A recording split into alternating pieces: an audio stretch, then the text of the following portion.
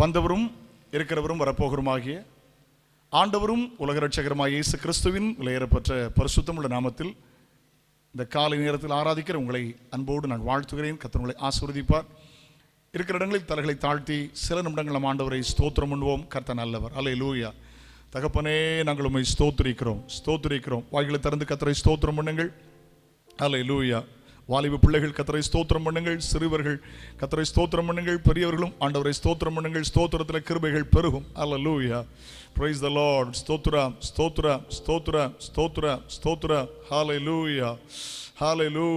Hallelujah. ஆண்டவரே உமக்கு ஸ்தோத்திரம். அற்புதரே உமக்கு ஸ்தோத்திரம். அதிசயமானவரே உமக்கு ஸ்தோத்திரம். ஆலோசனையில் பெரியவரே உமக்கு ஸ்தோத்திரம். Glory be to God. Praise the Lord. Hallelujah. ஸ்தோத்திரம். ஆண்டவரே, இந்த ஆராதனையில் தேவ மகிமை வெளிப்பட போகிறதற்காய் ஸ்தோத்திரம். ஆராதனையில் தேவனுடைய அற்புதம் வெளிப்பட போகிறதற்காய் ஸ்தோத்திரம். ஆராதனையில் தேவ கிருபை வெளிப்பட போகிறதற்காய் ஸ்தோத்திரம். பாடும்போது அநேக அற்புத அடையாளம் நடக்கட்டும் ஆண்டவரே. ஹல்லேலூயா. பாடுகிற பிள்ளைகள் மேல தேவ கிருபை வெளிப்படுகிறதற்காய் ஸ்தோத்திரம். இந்த சங்கீத பகுதியில் ஆசீர்வதிக்க போறதற்காய் ஸ்தோத்திரம். இன்னைக்கு தேவனுடைய வார்த்தை வல்லமையாய் வெளிப்பட போகிறதற்காய் ஸ்தோத்திரம். அற்புதமான வார்த்தை, அதிகாரமான வார்த்தை, அவசியமான வார்த்தை, அக்னி பிளம்பாய் இருக்கிற வார்த்தைகள் வெளிப்படும்படி நாங்கள் ஜெபிக்கிறோம். ஸ்தோத்திரம். ஆனந்த துதி ஒலி கேட்கும், ஆடல் பாடல் சத்தமும் தோனிக்கும். ஆகாய விண்மீனாய் அவர் ஜனம் பெருகும், ஆண்டவர் வாக்கு பலிக்குமா. ஆகாய விண்மீனாய் அவர் ஜனம். சேர்ந்து பாடுவோம். மகிமைப்படுத்துவேன் என்றாரே, மகிமையின் பாசம் பெரிதே. மங்காத புகழுடன் வாழ்வோம், மாட்சி பற்று உயர்ந்திடுவோமே. குறுகிட மாட்டோம், குன்றிட மாட்டோம், கண்டில்லா தேவனின் வாக்கு. குறுகிட மாட்டோம், குன்றிட மாட்டோம், கரையில்லா தேவனின் வாக்கு. ஆனந்த துதி ஒலி கேட்கும். சேர்ந்து சொல்லுங்கள். ஆடல் பாடல் சத்தமும் தோனிக்கும். ஆகாய விண்மீனாய் அவர் ஜனம் பெருகும், ஆண்டவர் வாக்கு பலிக்கும். ஆகாய விண்மீனாய் அவர் ஜனம் பெருகும், ஆண்டவர். விடுதலை முழங்கிடுவோமே, விக்கீனம் யாவும் அகலும். இடுக்கண்கள் சூழ்ந்திடும் வேளை இரட்சகர் மீட்பருள்வாரே. நுகங்கள் முறிந்திடும், கட்டுகள் அருந்திடும், விடுதலை பெருவிழ காண்போம். முறிந்திடும், கட்டுகள் அருந்திடும், விடுதலை பெருவிழ காண்போம். ஆனந்த துதி ஒலி கேட்கும். சொல்லுங்க. ஆடல் பாடல். Praise the Lord. ஆகாய விண்மீனாய் அவர் ஜனம் பெருகும், ஆண்டவர் வாக்கு பலிக்குமா. ஆகாய விண்மீனாய் அவர் ஜனம் பெருகும், ஆண்டவர் வாக்கு பலிக்கும். வானத்திற்கும் பூமிக்கும் சர்வதிகாரம் உள்ள எங்கள் மகா பரிசுத்தமுள்ள பிதாவே, பரிசுத்த பிள்ளையாக இயேசு கிறிஸ்துவின் நாமத்தில் உம்முடைய சமூகத்தில் வருகிறோம். இந்த நாள் காலை நேரத்திலும் உம்மை ஆராதிக்க நீர் எங்களுக்கு தந்த நல்ல பாக்கியத்திற்காக நன்றி ஆண்டவரே. தேசத்தின் நலன் கருதி, ஜனங்களின் நலன் கருதி, தங்கள் வீடுகளில் தங்களை தனிமைப்படுத்திக் கொண்டு ஆராதிக்கிற பிள்ளைகளோடு தேவ கரம் இருக்கும்படி நாங்கள் ஜெபிக்கிறோம் ஆண்டவரே. அல்லேலூயா. எப்படி ஆலயங்களில் ஜெப வீடுகளில் கர்த்தரை ஆராதிப்பார்களோ அந்த பயபக்தியோடு உணர்வோடு ஆராதிக்க தேவ கரம் வெளிப்படும்படி நாங்கள் ஜெபிக்கிறோம். பாடல் பகுதி அங்கீகரித்து ஆசீர்வதிப்பீராக. நல்ல பாடி ஆராதிக்க கர்த்தர் உதவி செய்வீராக. சங்கீதங்கள் மூலமாய் கர்த்தர் பேசும்படி நாங்கள் ஜெபிக்கிறோம். நல்ல வார்த்தைகளை தாரும். இந்த டெலிவிஷன்லையும் ஆண்டவரே யூடியூப் சேனலையும் பார்க்கிற ஒவ்வொரு மேலும் தேவ பிரசன்னம் ஆளுகை செய்யும்படி ஜெபிக்கிறோம். தீர்க்க தரிசன அதிகாரம் உள்ள வார்த்தைகள் வெளிப்படட்டும். கிருபைக்கு ஒப்புக் கொடுக்கிறோம். மீட்பரும் இரட்சகருமான இயேசு கிறிஸ்துவின் நாமத்தில் ஜெபம் கேளும் ஜீவனுள்ள பிதாவே. Amen. Hallelujah. Praise the Lord. கொஞ்ச நேரம் பாடி கர்த்தரை ஆராதிக்க போகிறோம். இந்த நாளில் அருமையான சகோதரர் எபினேசராஜ் அவர்கள் பாடல் ஆராதனை பொறுப்படுத்திக் கொள்ள அன்போடு கேட்கிறேன். சேர்ந்து பாடுவோம், கர்த்தர் நாமத்தை உரைப்படுத்துவோம். கர்த்தர் உங்களை ஆசீர்வதிப்பார். God bless you. Praise the Lord. ஹல்லேலூயா. ஆமென். எல்லாரும் வீட்டிலே சந்தோஷமாக இருப்பீர்கள் என்று விசுவாசிக்கிறேன். ஹல்லேலூயா. நாம் பாடி கர்த்தரை ஆராதிக்க போகிறோம். ஒரு வேத பகுதியை வாசித்து நாம் அப்படியே சில பாடல்களை பாடி கர்த்தரை ஆராதிக்க போகிறோம். 2 கொரிந்தியர் 5ஆம் அதிகாரம் 1 முதல் சில வசனங்கள். பூமிக்குரிய கூடாரமாகிய நம்முடைய வீடு அழிந்து போனாலும் தேவனால் கட்டப்பட்ட கைவேலை அல்லாத நித்திய வீடு பரலோகத்தில் நமக்கு உண்டு என்று அறிந்திருக்கிறோம். ஏனெனில் இந்த கூடாரத்தில் நாம் தவித்து நம்முடைய பரம வாசஸ்தலத்தை தரித்து கொள்ள மிகவும் வாஞ்ச உள்ளவர்களாய் இருக்கிறோம். தரித்து கொண்டவர்களானால் நிர்வாணிகளாய் காணப்பட மாட்டோம். ஹல்லேலூயா. ஆமென். நாம் வாழ்கிற இந்த சரீரம் அது பூமிக்குரிய கூடாரமாய் காணப்படுகிறது. ஆண்டவர் நமக்காய் சொல்லி போயிருக்கிறார், நான் போய் உங்களுக்காக ஒரு வாசஸ்தலத்தை ஆயத்தம் பண்ணின பின்பு நான் இருக்கிற இடத்துல நீங்களும் இருக்கும்படி நான் வந்து உங்களை என்னிடத்தில் சேர்த்துக் கொள்வேன் என்று வேதத்தில் வாசிக்கிறோம். ஹல்லேலூயா. இந்த காலகட்டத்திலே, கடைசி காலகட்டத்திலே சபை நோக்கத்தை மறந்து இருப்பது வேதனை அளிக்கிறது. சபையின் நோக்கமே பரலோக ராஜ்யம். கிறிஸ்தவத்தோட எதிர்பார்ப்பு ஒரு முடிவை நோக்கியது அல்ல, ஒரு விடிவை எதிர்நோக்கியது. ஹல்லேலூயா. அவர் பரலோக ராஜ்யத்தை நமக்கு தருவேன் என்று சொல்லி போயிருக்கிறார். அந்த வாஞ்சை இந்த சபை விசுவாசிகள் இடத்திலே குறைவது நம்ம வேதனை அளிக்கிறது. பரலோகத்தை குறித்த வாஞ்சை இந்த ஆராதிக்கிற இந்த வேளையிலே அவர் உங்களுக்கு தருவாராக. நாம் பாடி சில பாடல்களை பாடி கர்த்தரை ஆராதிக்க போகிறோம். ஆனந்த பாடல்கள் பாடிடுவேன், ஆத்தும நேசரை புகழ்ந்திடுவேன். இந்த பாடலை பாடுவோம். சேர்ந்து கரங்களை தட்டி பாடி தேவனை மகிமைப்படுத்துவோம். ஆனந்த பாடல்கள் பாடிடுவேன், எந்த ஆத்தும நேசரை புகழ்ந்திடுவேன். ஆனந்த பாடல்கள் பாடிடுவேன், எந்த ஆத்தும நேசரை புகழ்ந்திடுவேன். அலைச்சல்கள் யாவையும் அகல செய்தி, அலைச்சல்கள் யாவையும் அகல செய்தி. இந்த மேய்ச்சலில் எந்தனை மகிழ செய்து, இந்த மேய்ச்சலில் எந்தனை மகிழ செய்து. ஆனந்த பாடல்கள் பாடிடுவேன், இந்த ஆத்தும நேசரை புகழ்ந்திடுவேன். ஆனந்த பாடல்கள் பாடிடுவேன், இந்த ஆத்தும நேசரை புகழ்ந்திடுவேன். மேலோக நாடெந்த சொந்தமது, இந்த பூலோக நாட்டமும் குறைகிறது. மேலோக நாடெந்த சொந்தமது, இந்த பூலோக நாட்டமும் குறைகிறது.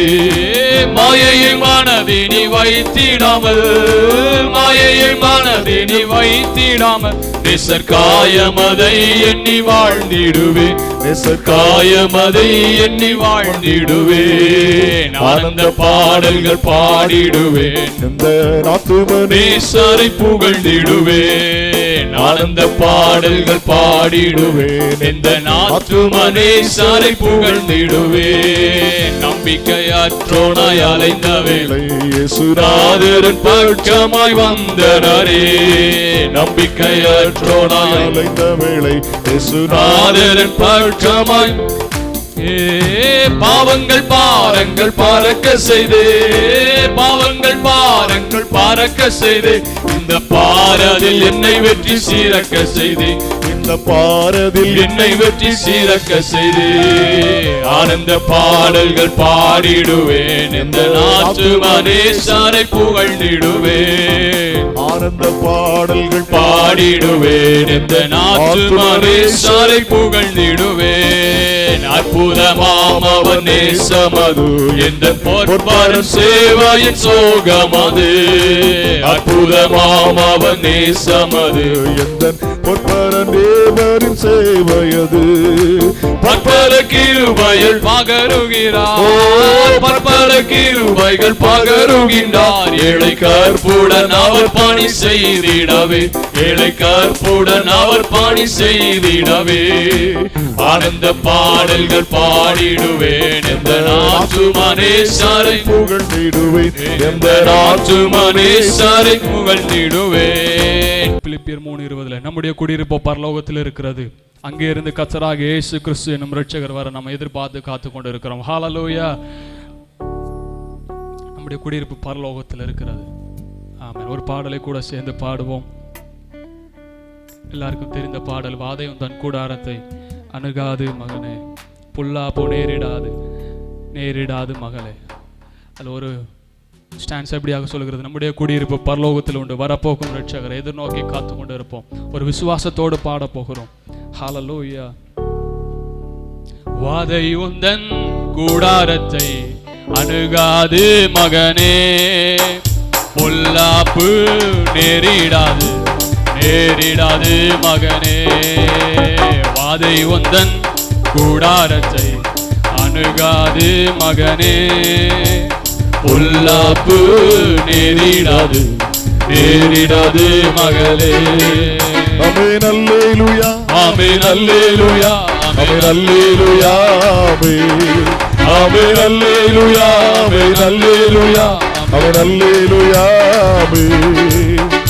உன்னதமான கர்த்தரையே உறைவிடமாக்கி கொண்டார், உன்னதமான கர்த்தரையே உறைவிடமாக்கி கொண்டார்.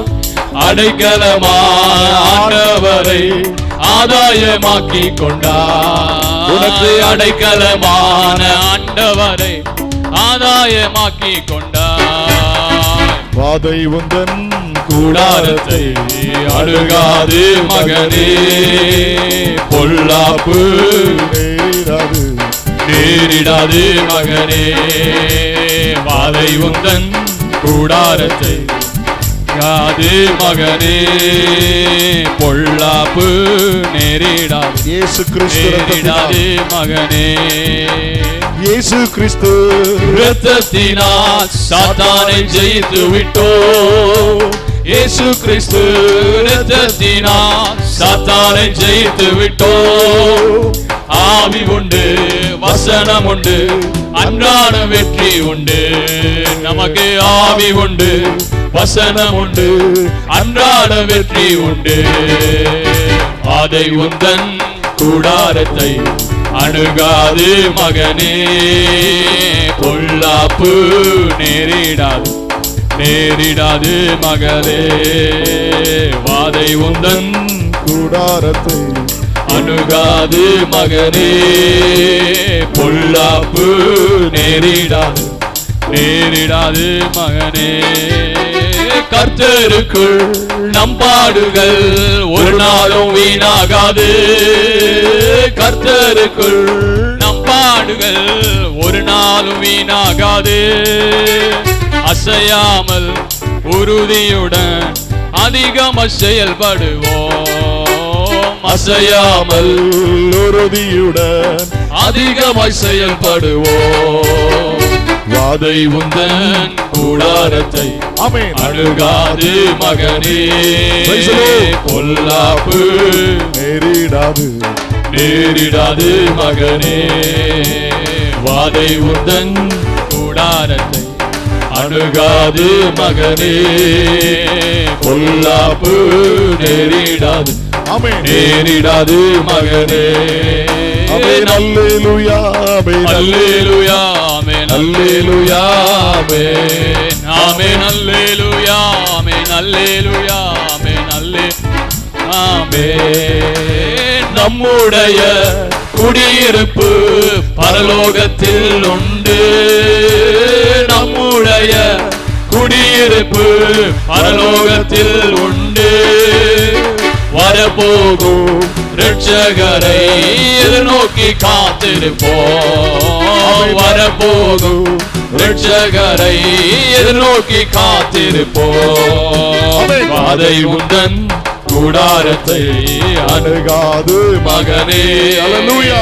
பொல்லாப்பு நேரிடாது மகனே.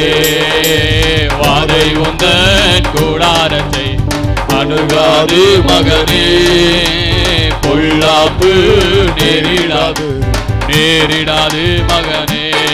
ஆமென் அல்லேலூயா, ஆமென் அல்லேலூயா, ஆமென் அல்லேலூயா, ஆமென் அல்லேலூயா, ஆமென் அல்லேலூயா, ஆமென் அல்லேலூயா, ஆமென் அல்லேலூயா, ஆமென் அல்லேலூயா, ஆமென் அல்லேலூயா, ஆமென் அல்லேலூயா, ஆமென் அல்லேலூயா, ஆமென் அல்லேலூயா, ஆமென். குடியிருப்பு பரலோகத்தில் உண்டு. நம்முடைய விசுவாசத்தோடு பாடும், நம்முடைய குடியிருப்பு பரலோகத்தில் இருக்கிறது. வசனம் சொல்கிறது, பூமியில் உள்ளவைகள் அல்ல, மேலானவைகளை நாடுங்கள். ஹல்லேலூயா. வரப்போகும் இரட்சகரை எதிர்நோக்கி வாதை உண்டன் கூடாரத்தை காது மகனே, பொல்லாப்பு நேரிடாது நேரிடாது மகனே. ஆமென் அல்லேலூயா, ஆமென் அல்லேலூயா, ஆமென் அல்லேலூயா, ஆமென். ஹல்லேலூயா, ஹல்லேலூயா, ஹல்லேலூயா. அவருடைய நாமத்தை மகிமைப்படுத்துங்க. ஹல்லேலூயா, அவருடைய நாமத்தை உயர்த்துங்க. ஹல்லேலூயா. வாய்களை விரிவாக்குற அது நன்மையால் நிரப்புவேன் என்று சொன்னவர். ஹல்லேலூயா. ஹல்லேலூயா. என் பிதாவின் வீட்டில் அநேக வாசஸ்தலங்கள் உண்டு. அப்படி இல்லாதிருந்தால் நான் உங்களுக்கு சொல்லி இருப்பேன். ஒரு ஸ்தலத்தை உங்களுக்காக ஆயத்தம் பண்ண போகிறேன் என்று சொல்லி போயிருக்கிறார். ஹல்லேலூயா. அவர் நமக்காக ஒரு ஸ்தலத்தை ஆயத்தம் பண்ண இருக்கிறார். ஹல்லேலூயா, ஹல்லேலூயா, ஹல்லேலூயா. நாம் இன்று நம்மளையே சிந்தித்து பார்க்க வேண்டும். ஹல்லேலூயா. அவருடைய வசனம் சொல்கிறது, தேவனுடைய ராஜ்யத்தையும் அவருடைய நீதியும் தேடுங்கள், அப்பொழுது இவைகள் எல்லாம் கூட கொடுக்கப்படும். நாம் இன்னைக்கு எதை தேடிக் கொண்டிருக்கிறோம்? ஹல்லேலூயா. இன்னைக்கு அநேகமான கிறிஸ்தவ சபைகள் அவருடைய ஆசீர்வாதங்களும் ஐஸ்வர்யத்தையும் தேடி பின் செல்கின்றன. ஹல்லேலூயா. ஆனால் அவர் சொல்லி இருக்கிறார், தேவனுடைய ராஜ்யத்தையும் அவருடைய நீதியும் தேடுங்கள், அப்பொழுது இவைகள் எல்லாம் கூட கொடுக்கப்படும். ஆமென். ஹல்லேலூயா. நமக்கு கிடைக்கும் ஆசீர்வாதங்களோ, இந்த உலகத்தில் கிடைக்கும் சுகமோ நன்மைகளோ எல்லாமே ஒரு காம்ப்ளிமெண்டரி தான். ஹல்லேலூயா. நம்ம அவருடைய ராஜ்யத்தை தேடுவோமானால் இவைகள் எல்லாம் கூட கொடுக்கப்படும், இலவசமாய் கொடுக்கப்படும். ஆனால் நாம் இன்னைக்கு இலவசமாய் கொடுக்கிறதை நாம் தேடி போய் கொண்டிருக்கிறோம். ஹல்லேலூயா. அவர் சபையை பார்த்து வேதனைப்படுகிறார். ஹல்லேலூயா. சபையை பார்த்து ஆயத்தப்படு என்று சொல்லுகிறார். ஹல்லேலூயா. அந்த அசைவில்லாத ராஜ்யத்தை பெறப்போகிற நாம் ஹல்லேலூயா நிர்விசாரமாய் அல்ல, ஹல்லேலூயா எல்லா பயத்தோடும் கூட அவருடைய ராஜ்யத்தில் நாம் சேர வேண்டும். ஹல்லேலூயா, ஹல்லேலூயா, glory Lord, hallelujah, glory Lord, praise the Lord, hallelujah, praise the Lord. ஆதலால் அசைவில்லாத ராஜ்யத்தை பெறுகிறவர்களாய் நாம் பயத்தோடும் பக்தியோடும் தேவனுக்கு பிரியமாய் ஆராதனை செய்யும்படி கிருபையை பற்றி கொள்ள கடவோம். ஹல்லேலூயா. அசைவில்லாத ராஜ்யம் என்று குறிப்பிடப்பட்டிருக்கிறது. ஹல்லேலூயா. அவர் நமக்கு அந்த வாக்குத்தத்தம் பண்ணியிருக்கிறார், அந்த ராஜ்யத்தை சுதந்தரிப்பதற்கு. ஹல்லேலூயா, ஹல்லேலூயா. இந்த காலை வேளையில நம்மை நாமே ஆராய்ந்து பார்க்க போகிறோம். ஹல்லேலூயா. அவருடைய நீதியும் அவருடைய ராஜ்யத்தையும் நாம் தேடுவோமானால் அவைகளை கொடுப்பதற்கு அவர் உண்மையுள்ளவராய் இருக்கிறார். ஹல்லேலூயா, ஹல்லேலூயா, ஜீசஸ். ஹல்லேலூயா.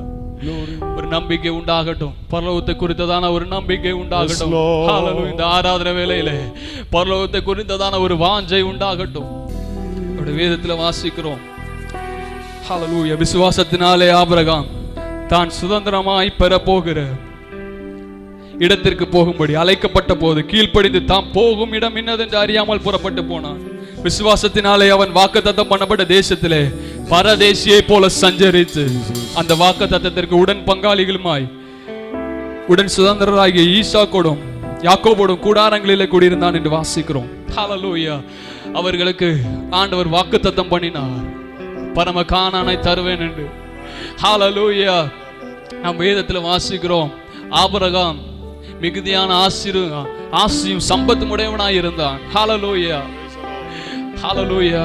அப்பேற்பட்ட மனிதன் அவர் வாக்குத்தத்தம் பண்ணின கானானை சுதந்தரிப்பதற்காக அவர்களை தாங்களே அந்நியரும் பரதேசமாய் எண்ணி கூடாரங்களிலே குடியிருந்தார்கள் என்று வாசிக்கிறோம்.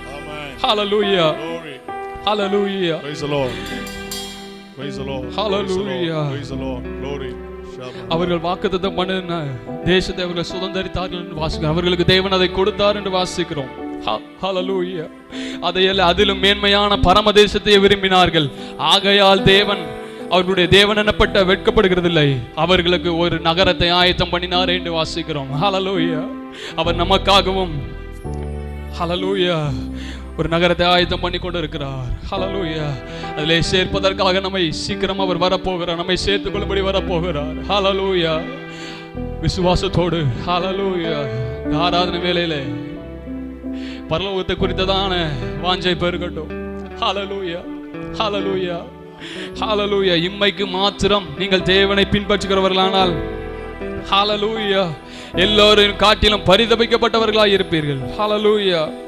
இம்மைக்கு மாத்திரம் அல்ல நீங்கள் தேவனை ஹalleluya நம்புவது. ஹalleluya ஹalleluya ஹalleluya. அவருடைய வசனம் சொல்லுகிறது, நாம் நம்பி இருக்கிற ஆனந்த பாக்கியத்துக்கும் மகாதேவனும் நமது இரட்சகருமாய் இருக்க இயேசு கிறிஸ்துவினுடைய மகிமையின் பிரசன்னமாகுதலுக்கும் எதிர்பார்த்து காத்து கொண்டிருக்கும்படி நமக்கு போதிக்கிறது. ஹalleluya. அவர் நமக்கு எழுதி தந்த வசனங்கள் அவருடைய பரலோக ராஜ்யத்தை நமக்கு எதிர்பார்த்து காத்து கொண்டிருக்க வைக்கிறது. ஹalleluya ஹalleluya ஹalleluya ஹalleluya.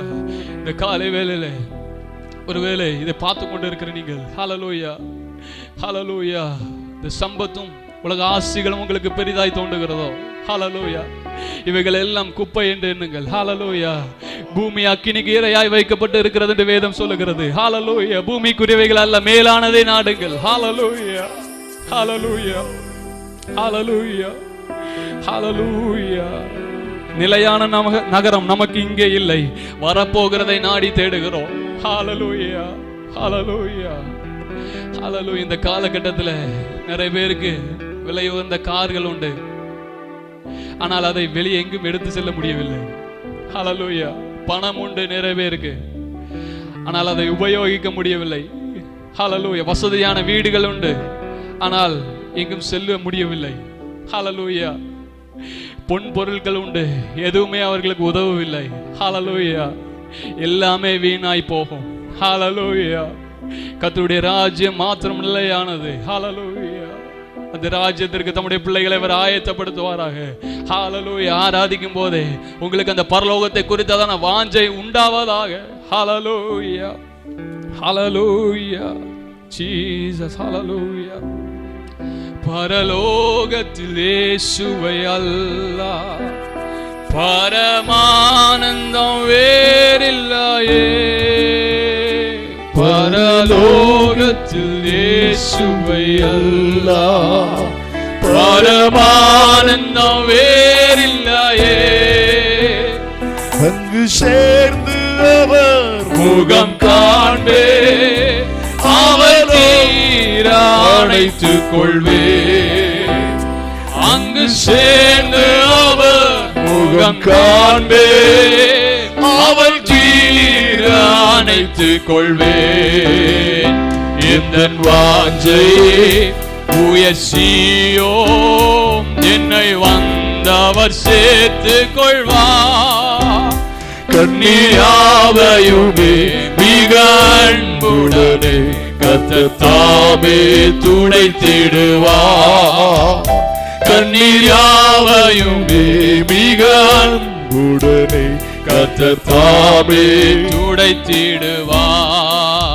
நம் முன்னோர் பலர் அக்கறை மீதில் நமக்காகவே காத்திருக்க, விண்ணில் ஜீவநதி கரையோரம் வேகம் நானும் சேர்ந்திடுவேன்.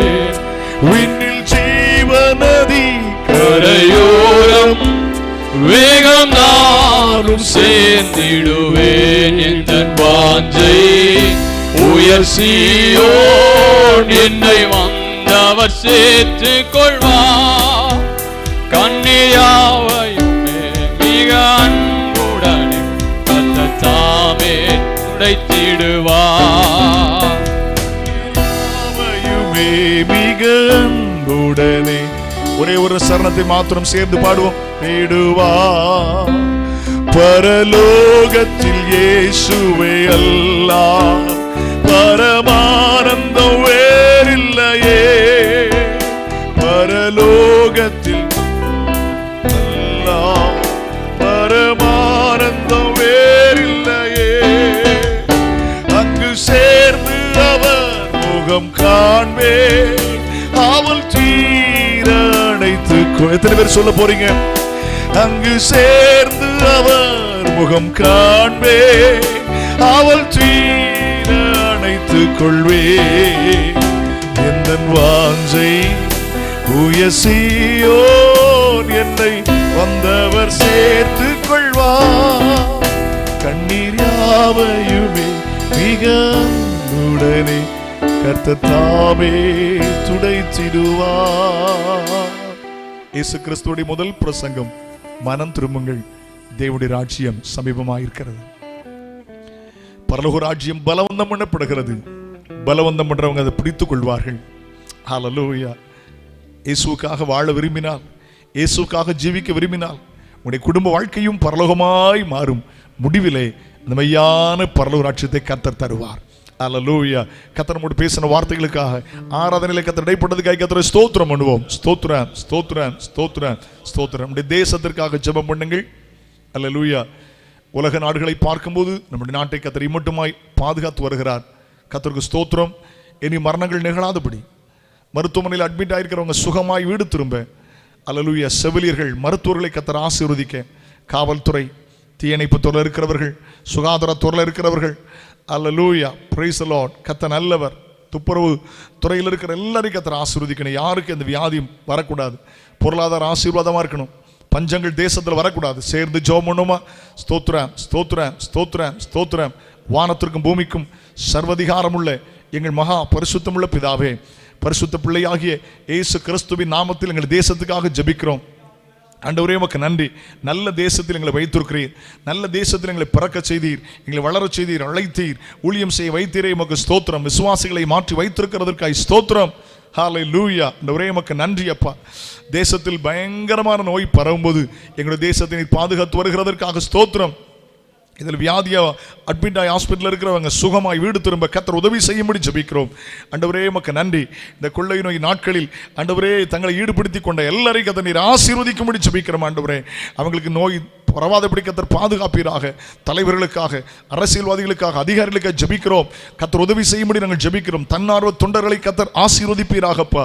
ஹல்லேலூயா, ஹல்லேலூயா, பிரைஸ் தி லார்ட். ஏழை மக்களுக்கு சரியான உதவி போய் சேரட்டும் ஆண்டவரே. பசி பட்டினியில் ஒருத்தரும் சாக கூடாதப்பா. பஞ்சத்தில் உயிரோடு காக்க கர்த்தருடைய கண்கள் அவர்கள் மேல் நோக்கமா இருக்கிறதற்காக ஸ்தோத்திரம். கர்த்தர் நீர் அப்படி ஆசீர்வதியும். ஆண்டவரே, எங்களை ஜெபங்களை கேட்டதற்காக நன்றி. ஆண்டவரே, கிருபையுள்ள கரத்தில் ஒப்புக் கொடுக்கிறோம். தொடர்ந்து உள்ள நிகழ்வுகளை கர்த்தர் பொறுப்படுத்திக் கொள்ளும். ஆண்டவரே, உமக்கு ஸ்தோத்திரம். ஆசீர்வதியும். இயேசுவின் நாமத்தில் ஜெபம் கேளும் பிதாவே, ஆமென். இருக்கிற இடத்துல ரெண்டு கரங்களை உயர்த்தி கம்பீரமா சொல்ல போகிறோம். வந்தவரும் இருக்கிறவரும் வரப்போகிறோமாகிய சர்வ வல்லமை உள்ள சேனைகளின் தேவனாகிய கர்த்தர், பரிசுத்தர், பரிசுத்தர், பரிசுத்தர். வந்தவரும் இருக்கிறவரும் வரப்போகிறோமாகிய சர்வ வல்லமை உள்ள சேனைகளின் தேவனாகிய கர்த்தர், பரிசுத்தர், பரிசுத்தர், பரிசுத்தர். வந்தவரும் இருக்கிறவர் வரப்போகிறோமாகிய சர்வ வல்லமை உள்ள சேனைகளின் தேவனாகிய கர்த்தர், பரிசுத்தர், பரிசுத்தர். அல்லேலூயா, அல்லேலூயா. God bless you. இப்பொழுது சங்கீதம் வாசிக்க போகிறோம். இருக்கிற இடங்களிலே பைபிள் எடுத்துக்கிடுங்க. வசனம் மாதிரி வசனம் வாசியுங்கள். உங்கள் பிள்ளைகளை வேதாகமத்தை திறக்க சொல்லுங்கள். அல்லேலூயா. பைபிளை திறந்து கர்த்தருடைய வார்த்தை வாசிப்பது நம்ம வாழ்வின் மேன்மை. ஒரு வசனம் வாசிக்க மறு வசனத்தை நீங்கள் வாசிக்க முடிய அன்போடு கேட்கிறேன். ஞான பாஸ்டர் டேனியல் அவர்கள் முன்னால் வந்து சங்கீத போதியை வாசிக்க அன்போடு கேட்கிறேன். Price the Lord.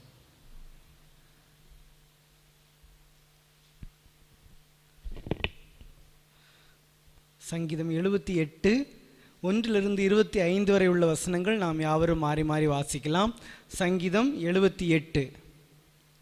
என் ஜனங்களே, என் உபதேசத்தை கேளுங்கள், என் வாயின் வசனங்களுக்கு உங்கள் செவிகளை சாயுங்கள். வாயை ஓமையினால் திறப்பேன், பூர்வ காலத்து மறைபொருள்களை வெளிப்படுத்துவேன். அவைகளை நாங்கள் கேள்விப்பட்டு அறிந்தோம், எங்கள் பிதாக்கள் அவைகளை எங்களுக்கு தெரிவித்தார்கள். பின்வரும் சந்ததியான பிள்ளைகளுக்கு நாங்கள் அவைகளை மறக்காமல் கர்த்தரின் துதிகளையும் அவருடைய பலத்தையும் அவர் செய்த அவருடைய அதிசயங்களையும் விவரிப்போம். அவர் யாக்கோபிலே சாட்சியை ஏற்படுத்தி இஸ்ரவேலிலே வேதத்தை ஸ்தாபித்து அவைகளை தங்கள் பிள்ளைகளுக்கு அறிவிக்கும்படி நம்முடைய பிதாக்களுக்கு கட்டளையிட்டார். இனி பிறக்கும் பிள்ளைகளாகிய பின் சந்ததியார் அதை அறிவித்துக் கொண்டு அவர்கள் எழுந்து தங்கள் பிள்ளைகளுக்கு அவைகளை சொல்லும்படிக்கு தேவன் மேல் அவர்கள் தங்கள் நம்பிக்கையை வைத்து தேவனுடைய செயல்களை மறவாமல் அவர் கற்பனைகளை கைக்கொள்ளும்படிக்கும் இருதயத்தை செவைப்படுத்தாம் தேவனை உறுதியாய் பற்றி கொள்ளாமலும் இருந்த முரட்டாட்டும் கலகமுள்ள சந்ததியாகிய தங்கள் பிதாக்களுக்கு அவர்கள் ஒப்பாகாதபடிக்கு இவைகளை கட்டளையிட்டார். ஆயுதம் அணிந்த வில்வீரரான எப்ராயிம் புத்திரர் யுத்த நாளிலே முதுகு காட்டினார்கள். அவர்கள் தேவனுடைய உடன்படிக்கையை கை கொள்ளாமலும் அவருடைய கட்டளைகளின்படி நடக்க சம்மதியாமலும் அவருடைய செயல்களையும் அவர் தங்களுக்கு காண்பித்த அதிசயங்களையும் மறந்தார்கள்.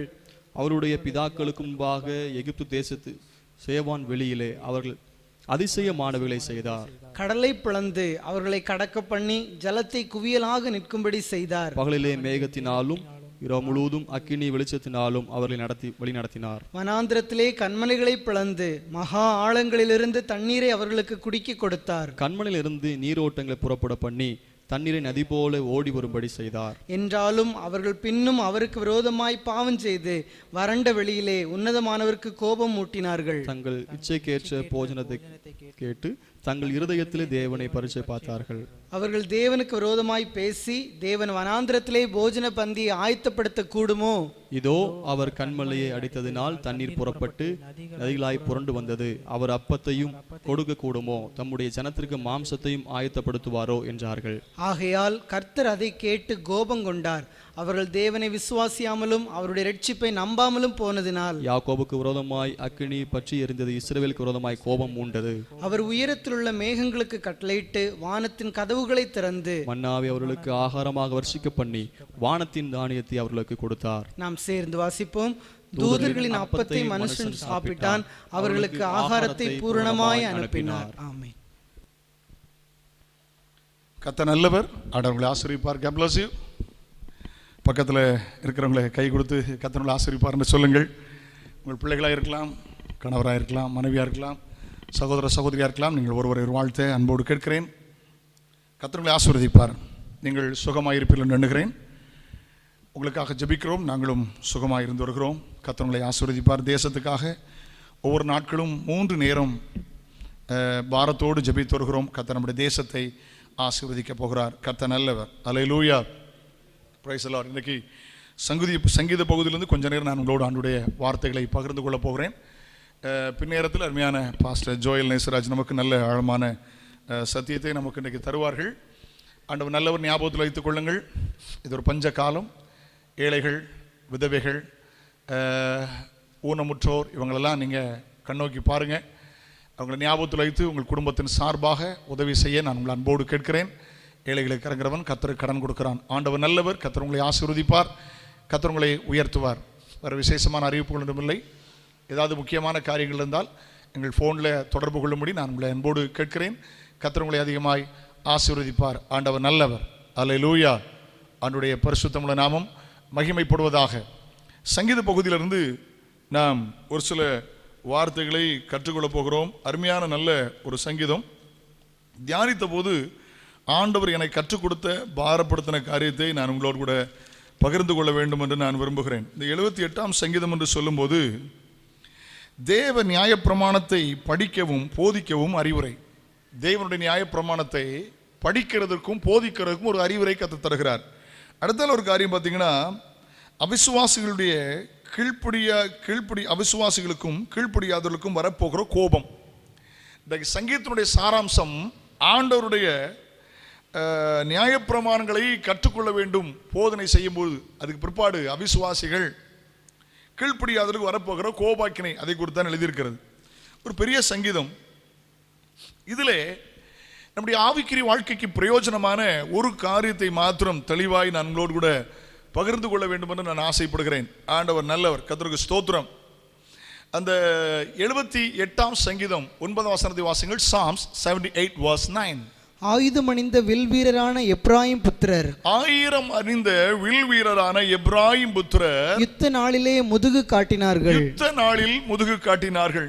இந்த நாளில இந்த சங்கீதத்தில் ஒரு வார்த்தையை வைத்து சில நிமிடங்கள் சில குறிப்புகளை சொல்ல வேண்டும் என்று விரும்புகிறேன். பழைய ஏற்பாடோ புதிய ஏற்பாடோ ஆண்டவர் நமக்காகத்தான் எழுதி வைத்திருக்கிறார்.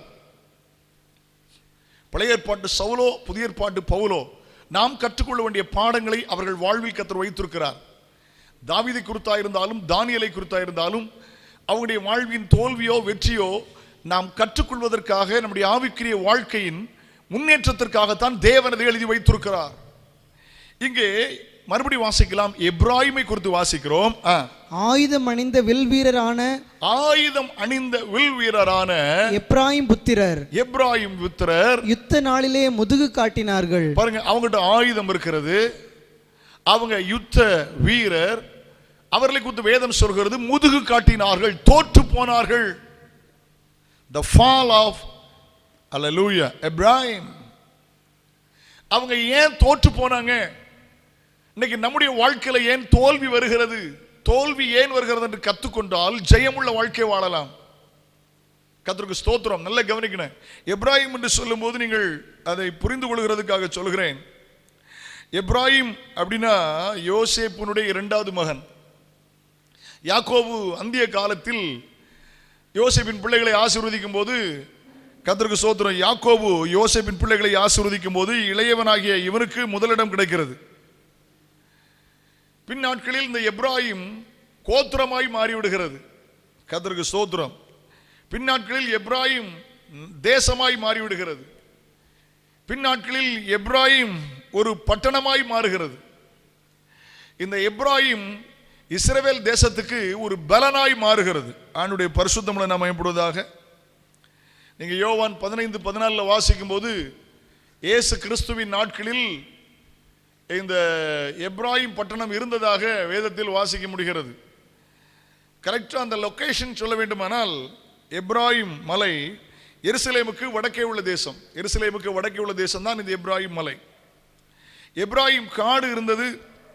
அது யோர்தானுக்கு கிழக்கே ரொம்ப பக்கத்தில், யோர்தானுக்கு கிழக்கு ரொம்ப பக்கத்தில் இருந்துச்சு. யோசேப்பினுடைய இரண்டாவது மகன். இதை குறித்து அப்படி சொல்லி அது அப்படி ஒரு கோத்திரமாய், ஒரு தேசமாய், ஒரு பட்டணமாய் மாறினது. எப்ராஹிம் என்றால் ஒரு சாதாரணமான ஒன்று அல்ல, ஒரு சாதாரணமான மனிதன் அல்ல, சாதாரணமான ஜனம் அல்ல. ஆண்டவருக்கு ஸ்தோத்திரம். ஆமென். Praise the Lord. ஆண்டவர் நல்லவர்.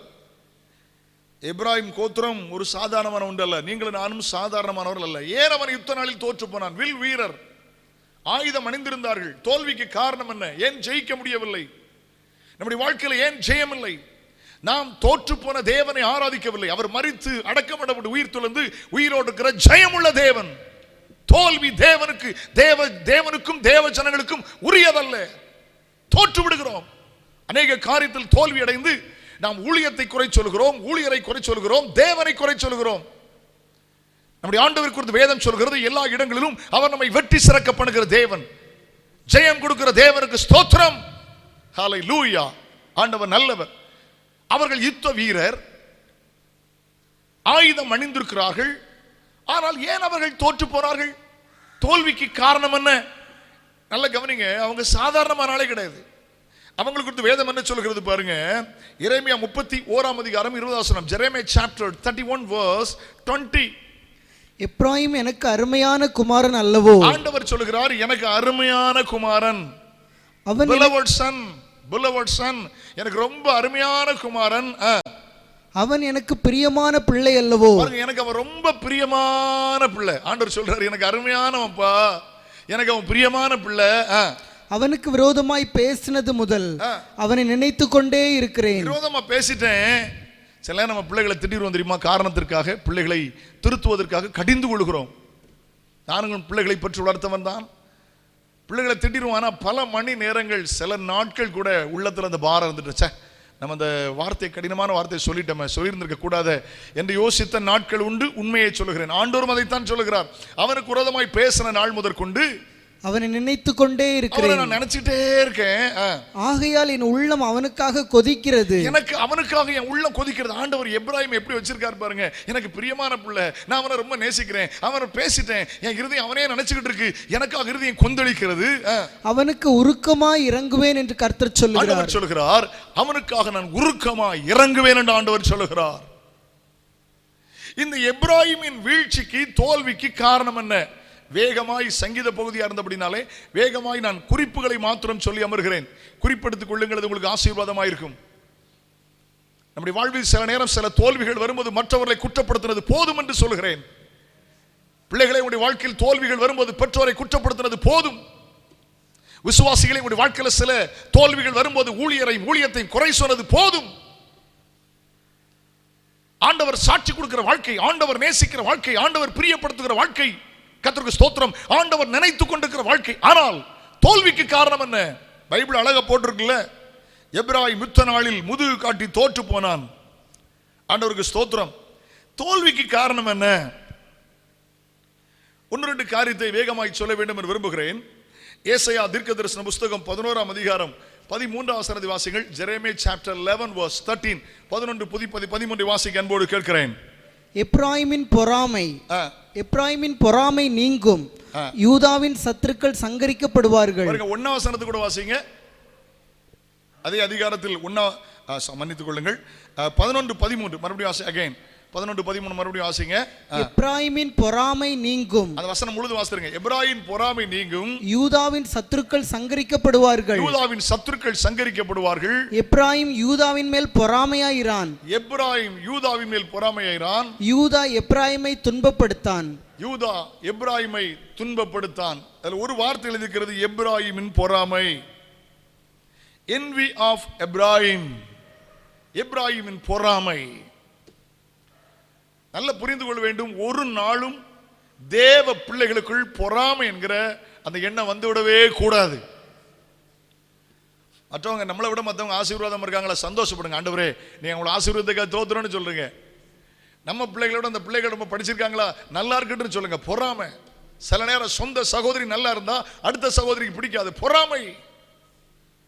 சில நேரம் சொந்த சகோதரன் நல்லா இருந்தா அடுத்த சகோதரனுக்கு பிடிக்கல, பொறாமை. சில நேரம் அந்த விசுவாசி நல்லா இருந்தா இவங்களுக்கு பிடிக்காது, பொறாமை. நல்ல கவனிங்க, பொறாமை. எப்ராயிமின் தோல்விக்கு காரணம் என்ன தெரியுமா? கர்த்தர் நேசித்தார் உண்மை, கர்த்தர் அன்பு கூர்ந்தார் உண்மை, ஆனால் எப்ராயிமின் தோல்விக்கு காரணம் பொறாமை. நீங்க பைபிள் அழகா வாசிக்கிறோம். யோசேப்பு அவங்களுடைய தகப்பனுடைய கடைசி பிறந்த பிள்ளைகள் ஒருவர். சின்ன வயசுல நல்ல அனுபவம் இருந்துச்சு. அவங்க அப்பா நல்ல பலவரன் அங்கே தச்சு கொடுத்தார். சின்ன வயசுல நல்ல சொப்பனம்லாம் கண்டார். அண்ணன் தம்பி மொத்தம் 12 பிள்ளைகள். ஒரு நேரம் சொப்பனம் கண்டு சொல்றாரு, அண்ணே வயல்ல இருக்கிறோம், எல்லா அரிக்கட்டும் சாஞ்சு கிடக்குது, எனக்குள்ளதான் நவுந்து இருக்குது. அவங்க பகைத்தார்களாம். தகப்பனுக்கும் சகோதரனுக்குள்ள வித்தியாசம் பாருங்க. அவங்க பகைத்தார்களாம். என்ன நாள் சொப்பனம் கண்டு சொல்றான், சூரியன் சந்திரனும் 11 நட்சத்திரங்களும் வணங்குதுன்னு இன்னும் அதிகமா பகைச்சாங்களாம்.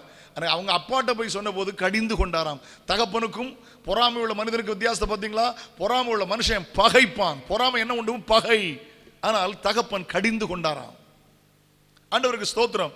நீங்க அதை வாசித்து பார்த்தீங்கன்னா ஆதியாகமம் 37ஆம் அதிகாரம் அதனுடைய 11ஆம் வசனத்தை வாசிங்கள்.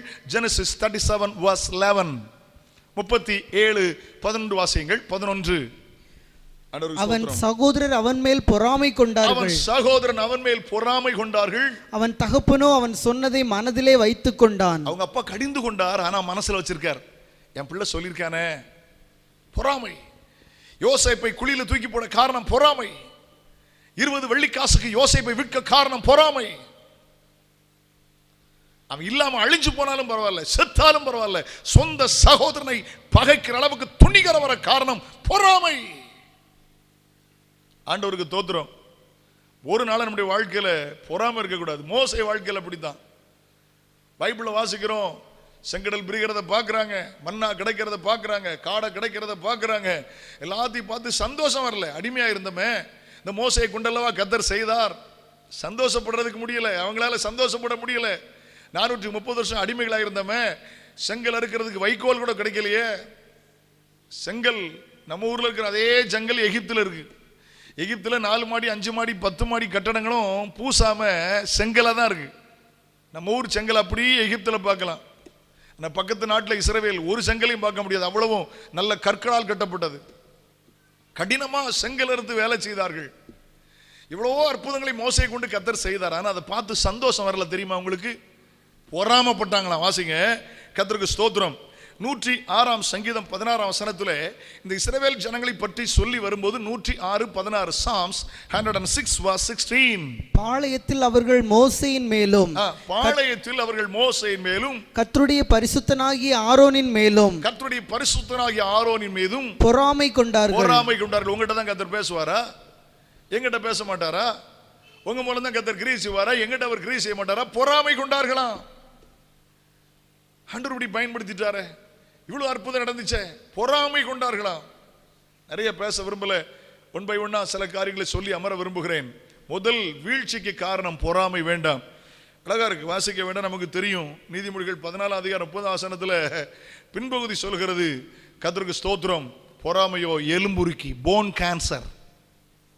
வேண்டாம். கேட்டுட்டு இருக்கும் போதே ஒருவேளை பொறாமை என்கிற சுவாபம் இருக்குமானால், மற்றவங்களை சந்தோஷமா நினைக்கிற நல்ல சுவாபத்தை தாருமாண்டவரே கேளுங்கள். பொறாமை நம்முடைய இருதயத்தை விட்டு வெளியேறுவதாக. Come out right now.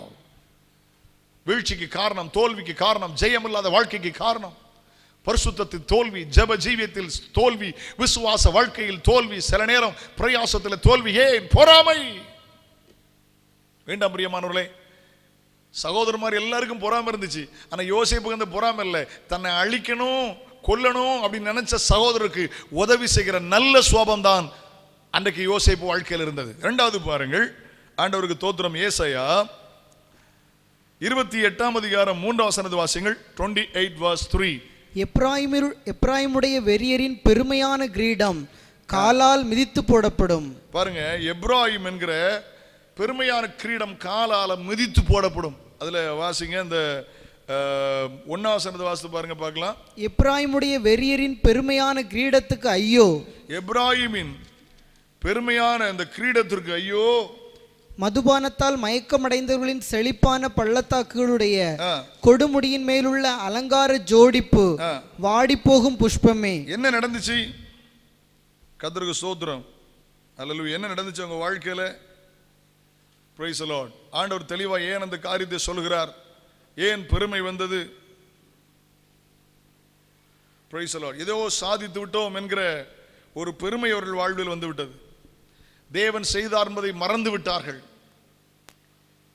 பெருமை ஏற்பட்டு விட்டது. அதனுடைய 9ஆம் அதிகாரம் 10ஆம் வசனத்தை வாசிங்க. ஏசாயா 9:10 வாசிங்க. 9:10. அகந்தையும் மனப்பெருமையுமாய் சொல்லுகிற எப்ராயிமரும் சமாரியாவின் குடிகளுமாகிய எல்லா ஜனத்துக்கும் அது தெரிய வரும். மனதுல பெருமையா? மனதுல அவர்களுக்கு என்ன உண்டாயிற்று சொல்லுங்க. மனதுல என்ன உண்டாயிற்று?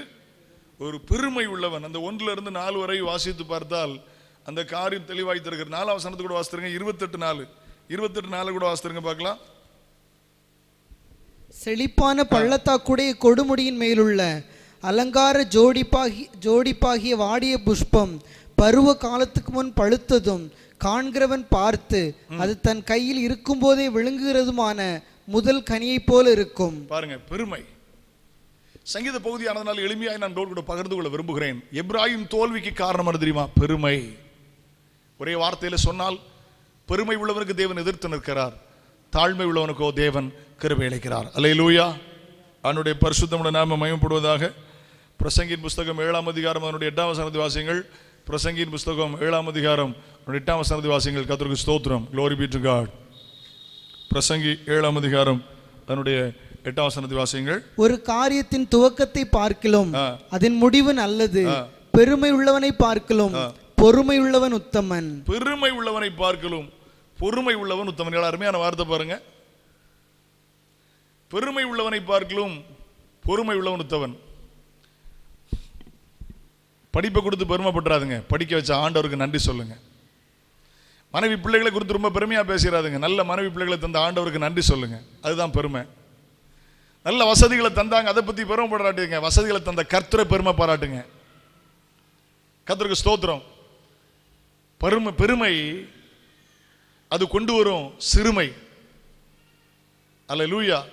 பெருமை இல்லைன்னா அதுதான் அருமை, முடிவில் அதுதான் தரும் மறுமை. அல்லேலூயா. ஆமா, ஒரு நாள் நமக்கு பெருமை வேண்டாம், அது சிறுமை தான் கொண்டு வரும். ஒரு வசனத்தை வாசித்த ரொம்ப பிடிச்சது. 2 நாளாகமம் 25ஆம் அதிகாரம் அதனுடைய 19ஆம் வசனத்தை வாசியுங்கள். 2 நாளாகமம் 25:19. நீ ஏதோமியரை அடித்தாய் என்று பெருமை பாராட்ட உன் இருதயம் உன்னை கர்வம் கொள்ள பண்ணினது. பாருங்க, ஏதோமியரை அடித்தாய் என்கிற பெருமை பாராட்ட உன் இருதயம் உன்னை கர்வம் கொள்ள பண்ணினது. இருதயம் கர்வம் கொள்ள பண்ணினது. ஏதோமியரை அடிச்சுட்டேன், என்ன நடந்துச்சு? அது வாஸ்து பார்த்தா ஆச்சரியமா இருக்கு. அமத்சா ஆட்சியை நன்றாக தொடங்குகிறார். ஏதோமியரை தோற்கடிக்க 1,00,000 இஸ்ரவேலரை 100 தாலந்து வெள்ளிக்கு கூலி அமர்த்துகிறார். ஆனால் ஒரு தேவ மனுஷனின் வார்த்தைக்கு கீழ்ப்படிந்து திரும்ப அனுப்புகிறார். ஏதோமியரை தோற்கடிக்கிறார். கர்த்தருக்கு ஸ்தோத்திரம். இதான் நடந்துச்சு. 1,00,000 ஆட்களை கூலிக்கு அமர்த்துகிறார். ஆனா ஆண்டவர் தேவ மனுஷன் அனுப்பி போச்சோன்னார், வெற்றி கிடைத்தது. ஆனா இவருக்கு நான் அடிச்சுட்டேங்கிற பெருமை வேண்டாங்க. பெருமை வேண்டாங்க. பாட தெரியுதா? சந்தோஷப்படுங்க. தோத்திரம். பாட தெரிஞ்சனால பெருமைப்பட்டுறாத, பாடி தேவனை பெருமைப்படுத்து. நான் ரொம்ப வர்ஷிப் பண்ணிட்டேன், அப்படிங்கறதுல பெருமைப்பட்டுறாதுங்க. தோத்திரம் ஒர்ஷிப் பண்ணி கர்த்தரை பெருமைப்படுத்து.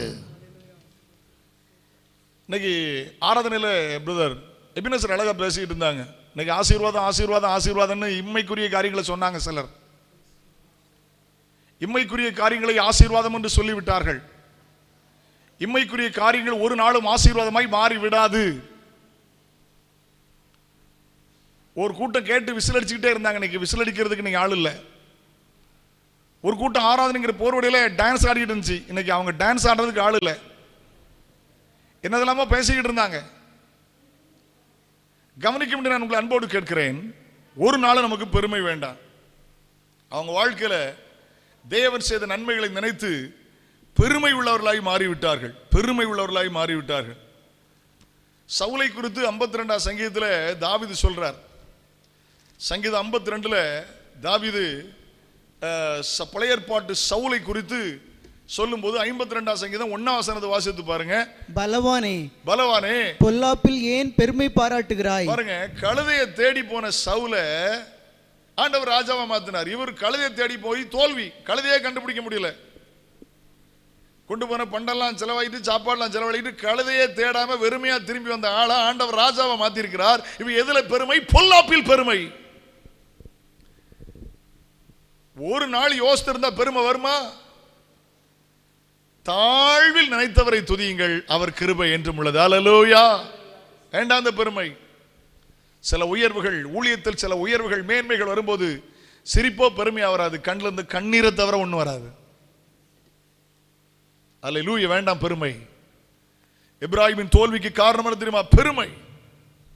மூன்றாவது பாருங்கள், ஓசியா 4ஆம் அதிகாரம் 17ஆம் வசனம். ஓசியா chapter 4 verse 17. இப்ராஹிமின் தோல்விக்கு காரணம், இதெல்லாம் நம்முடைய வாழ்வில் பாடமாய் அமையட்டும். இப்ராஹிம் தோல்விக்கு காரணம் என்ன? Ephraim விக்கிரகங்களோடு இணைந்திருக்கிறான். Ephraim is joined to idols. Joined to idols. Ephraim விக்கிரகத்தோடு இணைந்திருக்கிறான். பைபிள்ல நிறைய வசனம் வாசிக்கிறோம்ல. தோத்திர எபேசியர் 5:5ல ஆமென், விக்கிரகக்காரர்கள் தேவனுடைய ராஜ்யத்தை சுதந்திரிக்க முடியாதுன்னு எழுதியிருக்கிறது. தேவனுடைய ராஜ்யத்தில் பிரவேசிக்க முடியாது. வெளிப்படுத்தல் 22:15, 21:8 இதெல்லாம் வாசிக்கும் போது விக்கிரக ஆராதனைக்காரர்களும் 2ஆம் மரணமாகி அக்னியும் கந்தம் இருக்கிற கடலில் பங்கடைவார் எழுதியிருக்கிறது. விக்கிரகத்தோடு இணைந்திருக்கிற அனுபவம். எப்ராஹிமின் தோல்விக்கு காரணம் என்ன? ஆண்டவருக்கு பிரியமானவன். எப்ராஹிம்ங்கிற வார்த்தைக்கு அர்த்தம், 2 அர்த்தத்தை பரிசுத்தவான்கள் சொல்றாங்க. ஒன்னு ஃப்ரூட்ஃபுல், நல்ல கனி நிறைந்தவன், கனி கொடுக்கிறவன். இன்னொன்னு பலுகுகிறவன், பெருகுகிறவன். என்லார்ஜ், பெருக்கம், பலுகுதல். இப்படி 2 அர்த்தத்தை சொல்றாங்க. நல்லா தான் இருந்துச்சு. ஆனா இப்ப எதுல இணைஞ்சாச்சு தெரியுமா? விக்கிரகத்தோடு இணைஞ்சாச்சு. நல்ல கவனிக்க முடியும். நான் உங்களை அன்போடு கேட்கிறேன்னு சொல்லிட்டே போலாம். விக்கிரகத்தை குறித்து சொல்லும் போது நல்ல காரியத்தை சொல்ல முடியும். ஒரே ஒரு காரியத்தை மட்டும் நான் சொல்ல வேண்டும் என்று விரும்புகிறேன். சங்கீதம் 97:7 வாசிங்க. 97 verse 7. சங்கீதம் 97:7 வாசிக்க அன்போடு கேட்கிறேன். சொரூபங்களை வணங்கி விக்கிரகங்களை பற்றி பெருமை பாராட்டுகிற யாவரும் வெட்கப்பட்டு போவார்களாக. விக்கிரகத்தை குறித்து பெருமை பாராட்டுகிற யாவரும் வெட்கப்படுவார்கள். சிலர மனைவி விக்கிரகமா மாறுது, சிலர பிள்ளைகள் விக்கிரகமா மாறுறாங்க, சிலர பொருள் விக்கிரகமா மாறுது. இதை குறித்து கொரிந்து சபைக்கு பவுல் எழுதும் போது அதை பொருளாசையாகிய விக்கிரகம் என்று எழுதுகிறார். விக்கிரகத்தோடு இணைஞ்சிருக்காங்க, பொருளாசை. பிரதர் வர்ஷிப்ல சொல்லும் போது எபி அழகா சொல்லிட்டு இருந்தாங்க. நல்ல மெர்சிடஸ் பென்ஸ் கார் இருக்கு, நல்ல BMW கார் இருக்கு, ஆடி கார் இருக்கு, கொண்டுட்டு வெளியே போக முடியுமா? லாக்டவுன். நல்ல நிறைய பணம் இருக்குது, கத்தையா பணம் இருக்குது. உங்க பணத்தை கொண்டு வெளியே செலவழிக்க முடியுமா? இப்போ காய்கறி கிடைக்கும், பலசர கிடைக்கும், மட்டும் தான் போக முடியும். ஹோட்டல்ல கூட உட்கார்ந்து சாப்பிட முடியாது. வெளியில நின்று பரிதாபமா பார்சல் தான் வாங்கிட்டு வர முடியும். சிலருக்கு பணம் விக்கிரகம், சிலருக்கு பொருள் விக்கிரகம். நான் 100 பவுன் வச்சிருக்கேன், 200 பவுன் வச்சிருக்கேன், 1 கிலோ வச்சிருக்கேன்.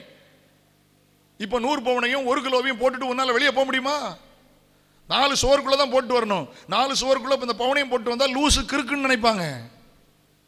இன்னைக்கு பொருளாசையாகி விக்கிரகம் சிலருக்கு. பொருள் தவறல்ல, பொருளாசையாகி விக்கிரகம். வாசிங்கள் 1 கொரிந்தியர் 10ஆம் அதிகாரம் அதனுடைய ஆண்டவருக்கு ஸ்தோத்திரம். 14 வசனத்தை வாசிங்கள். 14, the first Corinthians chapter 10 verse 14. ஆகையால் எனக்கு பிரியமானவர்களே, எனக்கு பிரியமானவர்களே, விக்கிரக ஆராதனைக்கு விலகி ஓடுங்கள். விக்கிரக ஆராதனைக்கு விலகி ஓடுங்கள். எழுதிக்கிறது பாத்தீங்களா? விக்கிரக ஆராதனைக்கு விலகி ஓடுங்கள். 1 யோவான் 5ஆம் அதிகாரம் 21ஆம் வசனத்தை வாசியுங்கள். the first John chapter 5 verse 21. விக்கிரகங்களுக்கு விலகி உங்களை காத்துக் கொள்வீர்களாக. விக்கிரகங்களுக்கு விலகி உங்களை காத்துக் கொள்ளுங்கள். விக்கிரகங்களுக்கு விலகி உங்களை காத்துக் கொள்ளுங்கள். முதல்ல சொன்னேன், பொருளாசையாகிய விக்கிரகம், விக்கிரகத்தோடு அவன் இணைந்திருக்கிறவன். கொரிந்தி சபைக்கு பவுல் எழுதும்போது விக்கிரகத்துக்கும் தேவனுடைய ஆலயத்துக்கும் சம்பந்தம் எது? நம்ம யார் தெரியுமா? தேவனுடைய ஆலயம். we are the church of God or temple of God. நான் விக்கிரகத்தோடு இணைந்து வாழ முடியாது. கர்த்தருக்கு ஸ்தோத்திரம்.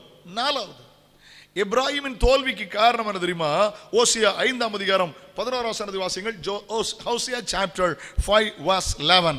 எப்ராஹிம் தகாத கற்பனையை மனதார பின்பற்றி போனபடியால். தகாத 2 கற்பனை இருக்கிறது. ஒன்னு தகாத மனிதனுடைய கற்பனை, இன்னொன்னு உண்மையாய் நாம் வாழ வேண்டிய கர்த்தருடைய கற்பனை.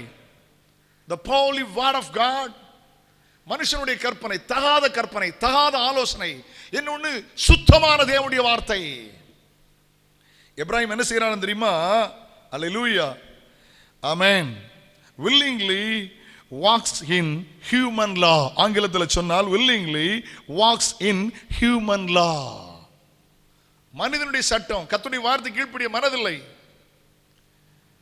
கர்த்தருடைய வார்த்தைக்கு அர்ப்பணிக்க மனதில்லை, கர்த்தருடைய வார்த்தைக்கு செவி கொடுக்க மனதில்லை. எவனாவது சொல்லிட்டான்னா போனேன், அவன் ரட்சிக்கப்பட்டிருக்கானா, ஞானசானம் பெற்றானா, அபிஷேகம் பெற்றானா, அவன் பரிசுத்தவானா தெரியாது. அவன் சொல்லிட்டான்னா அதுதான் வேதம். தகாத கற்பனையில கீழ்ப்படிந்தான். பிரியமான பிள்ளை என்று கர்த்தர் சொல்கிறார். எனக்கு அருமையான குமாரன் என்று கர்த்தர் சொல்கிறார். உனக்காக இருதயம் துடிக்குதுப்பான்னு கர்த்தர் சொல்றாரு. அவர் வார்த்தைக்கு கீழ்ப்படிய மனதில்லை. தகாத கற்பனை. இதுதான் எப்ராஹிமின் தோல்விக்கு காரணம். கர்த்தருக்கு ஸ்தோத்திரம். பேசிட்டே போலாம், நிறைய காரியங்களை பேச முடியும். ஆண்டுடைய பரிசுத்தமுள்ள நாம மயப்படுவதாக. மார்க் 7ஆம் அதிகாரம் 7ஆம் வசனத்தை வாசிங்க. Mark chapter 7 verse 7. 7ஆம் அதிகாரம் 7ஆம் வசனத்தை பாரு, வாசிங்க பார்க்கலாம். மனுஷருடைய கற்பனைகளை உபதேசங்களாக போதித்து. மனுஷனுடைய கற்பனைகளை பைபிள்ல இருக்கான்னு பார்க்கணும். மனுஷனுடைய கற்பனைகளை உபதேசமாய் போதித்து வீணாய் எனக்கு ஆராதனை செய்கிறார்கள் என்றும். தகாத கற்பனை. மனுஷனுடைய கற்பனைகளை உபதேசமாய் போதிக்கிறார்கள் நிறைய பேர். அது பைபிள்ல இருக்கான்னு பார்க்கணும். எவ்வளவு பெரிய ஆள் சொன்னாலும் ஏத்துக்கிட கூடாது. பைபிள் இல்லைன்னா ஏற்றுக்கொள்ள கூடாது. ஆராதனை வீணாய் போய்விடும். எப்ராஹிமின் தோல்விக்கு காரணம் தகாத கற்பனை என்று வேதம் தெளிவாய் சொல்லுகிறது. கர்த்தருக்கு ஸ்தோத்திரம். வெளிப்படுத்தல் 22ஆம் அதிகாரம் 14ஆம் வசனத்தை வாசிங்கள். the revelation chapter 22 verse 14. hallelujah, glory be to God. ஜீவ விருட்சத்தின் மேல் அதிகாரம் உள்ளவர்களாவதற்கும் வாசல்கள் வழியாய் நகரத்திற்குள் பிரவேசிப்பதற்கும் அவருடைய கற்பனைகளின்படி செய்கிறவர்கள் பாக்கியவான்கள். தகாத கற்பனை அல்ல, அவருடைய கற்பனைகளின்படி செய்கிறவர்கள் பாக்கியவான்கள். பாக்கியவான் என்றால் கொடுத்து வைத்தவன், பாக்கியவான் என்றால் யோகம் உள்ளவன், பாக்கியவான் என்றால் அதிர்ஷ்டசாலி. எப்ராஹிம் தகாத கற்பனைகளை போய்விட்டான். நாம் கர்த்தருடைய கற்பனைகளை கீழ்ப்படிந்து நடக்கும்போது நமக்கு ஆசீர்வாதம். ஆண்டவருக்கு ஸ்தோத்திரம். ஓகே, 5வது காரியத்தை பாருங்கள். 2 வார்த்தை சொல்லி அமர்கிறேன். ஓசியா 7ஆம் அதிகாரம் 8-9 வாசிங்க. ஓசியா chapter 7 verse 8 and 9. எப்ராஹிம் அந்நிய ஜனங்களோட கலந்திருக்கிறான். எப்ராஹிம் அந்நிய ஜனத்தோடு கலந்திருக்கிறான். எப்ராஹிம் திருப்பி போடாத அப்பம். பைபிள் சொல்லுது உலகத்துக்கு ஒத்த வாழ்க்கை, உலகத்துக்கு ஒத்த வேஷம். இயேசு சொன்னான், நான் உலகத்தார் அல்ல, அது போல நீங்களும் உலகத்தார் அல்ல. அந்நிய நுகத்திலே அவிசுவாசிகளோடு பிணைக்கப்படாதிருப்பீர்களாக. ஒளிக்கும் இருளுக்கும் ஐக்கியமேது, பேலியாளுக்கும் கிறிஸ்துவுக்கும் இசைவேது. இருளுக்கும் வெளிச்சத்துக்கும் ஐக்கியமேது, சம்பந்தமே கிடையாது. ஆண்டவர் நல்லவர். அவனுடைய பரிசுத்தமுள்ள நாம மகிமைப்படட்டும். கர்த்தருக்கு ஸ்தோத்திரம். அவன் யாரா? வேதம் சொல்கிறது, அந்நியரோட உலகத்தோட கலந்து விட்டவன். இஸ்ரவேல் தேசம் போயிருந்த போது அந்த பஸ்ல வரும்போதெல்லாம் அந்த கைட் அவங்க பேசிக்கிட்டே இருப்பாங்க மைக்ல. ஒரு காரியத்தை அவர்கள் சொன்னார்கள். வரும்போது நிறைய வீடுகளை பார்த்தோம். கொஞ்ச நேரம் சில மணி நேரங்கள் பிரயாணமான போது நிறைய வீடுகளை பார்த்தோம்.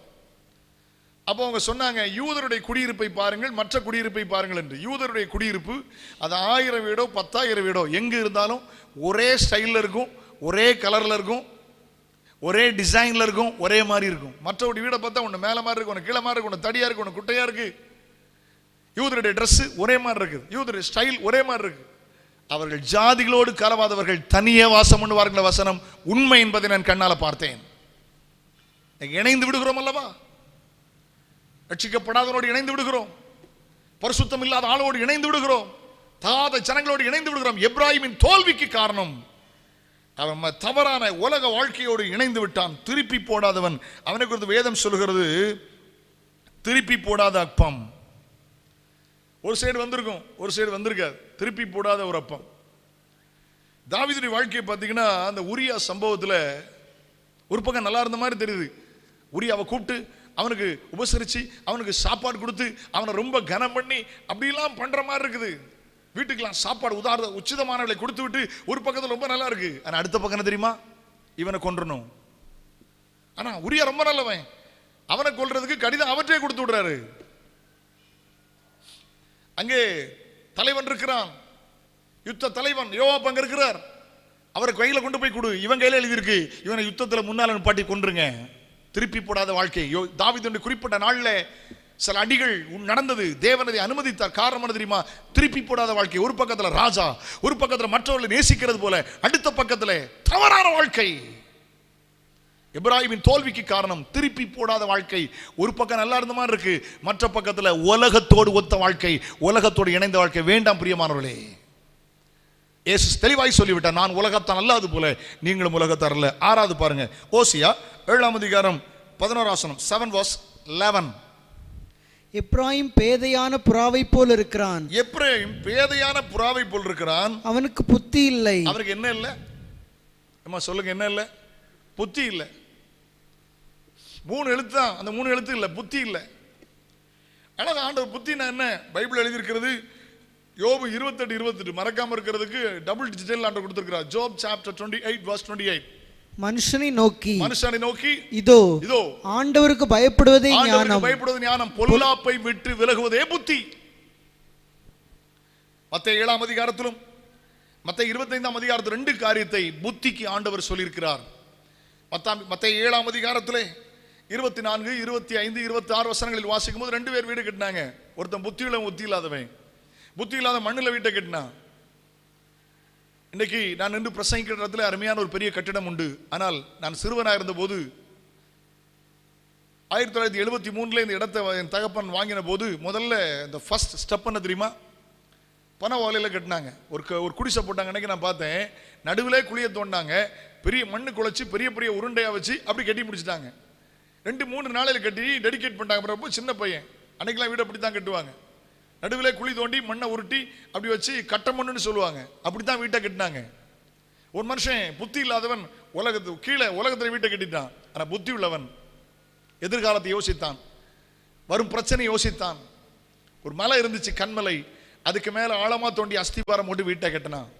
பெருமழை பெய்து, பெருவெள்ளம் வந்து காற்றடித்த போது தோத்துறோம், அந்த வீடு அப்படியே கீழே இருந்த வீடு அழிச்சு இருந்த இடம் தெரியாம போயிட்டு, நம்ம ஊர் பாசையில சொன்னா அட்ரஸ் எல்லாம் போயிட்டு.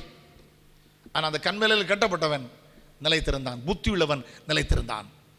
கண்மலை என்றால் 1 கொரிந்தியர் 10:4. அந்த கண்மலை கிறிஸ்துவே. இந்த உலகத்தில் உலக காரியத்தில் வாழ்க்கை கட்டி கர்த்தருக்கு ஸ்தோத்திரம், இந்த உலகத்தோடு அழிந்து போகிற அனுபவம் இல்லை. கண்மலையாகி கிறிஸ்து மேல் உங்கள் வாழ்க்கை கட்டப்பட்டால் நீங்கள் புத்தி உள்ளவர்களாக இருப்பீர்கள். 3 காரியம்: பெருமழை வெளியே இருந்து வீட்டை தாக்குறது, பெருவெள்ளம் வீட்டுக்குள்ளே வந்துடுறது, காற்று எங்க இருந்து வருதுன்னே தெரியாது. சில பிரச்சனை, குடும்ப பிரச்சனை வெளியில இருந்து நம்ம தாக்குது. சில குடும்ப பிரச்சனை, வறுமை பிரச்சனை, புருஷமதி பிரச்சனை, போராட்டம், பிள்ளைகள் பெற்றோர் போராட்டம், சாபம் வீட்டுக்குள்ளே வந்துடுது. சில பிசாசு உபத்திரம் எங்க இருந்து வருதுன்னே தெரியாது. இந்த பிரச்சனையில உலகத்தில் கட்டின வீடு அழிந்தது, ஆனால் கிறிஸ்து மேல் கட்டப்பட்ட வீடு மாத்திரம் நிலைத்திருந்தது. Price the Lord. இன்னொன்று, 5 பேர் புத்தி உள்ளவர், 5 பேர் புத்தி இல்லாதவர்கள். அவங்க ரிசப்ஷன் கமிட்டியில் இருந்தாங்க. மணவாளன் வர லேட்டான போது தூங்கிட்டாங்க. பைபிளை வாசிக்கிறோம், புத்தி உள்ளவர்கள் போகும்போது தங்கள் தீவெட்டிகளோடு அவங்க எண்ணெயும் கொண்டு போனாங்க. தீவெட்டிகளோடு அவங்க எண்ணெயும் கொண்டு போனாங்கன்னு எழுதியிருக்கிறது. கர்த்தருக்கு ஸ்தோத்திரம். ஆனால் மணவாளன் வருகிறார் நடுராத்திரியில் சொன்ன போது புத்தி இல்லாதவருடைய தீபங்கள் அணைந்து விட்டது.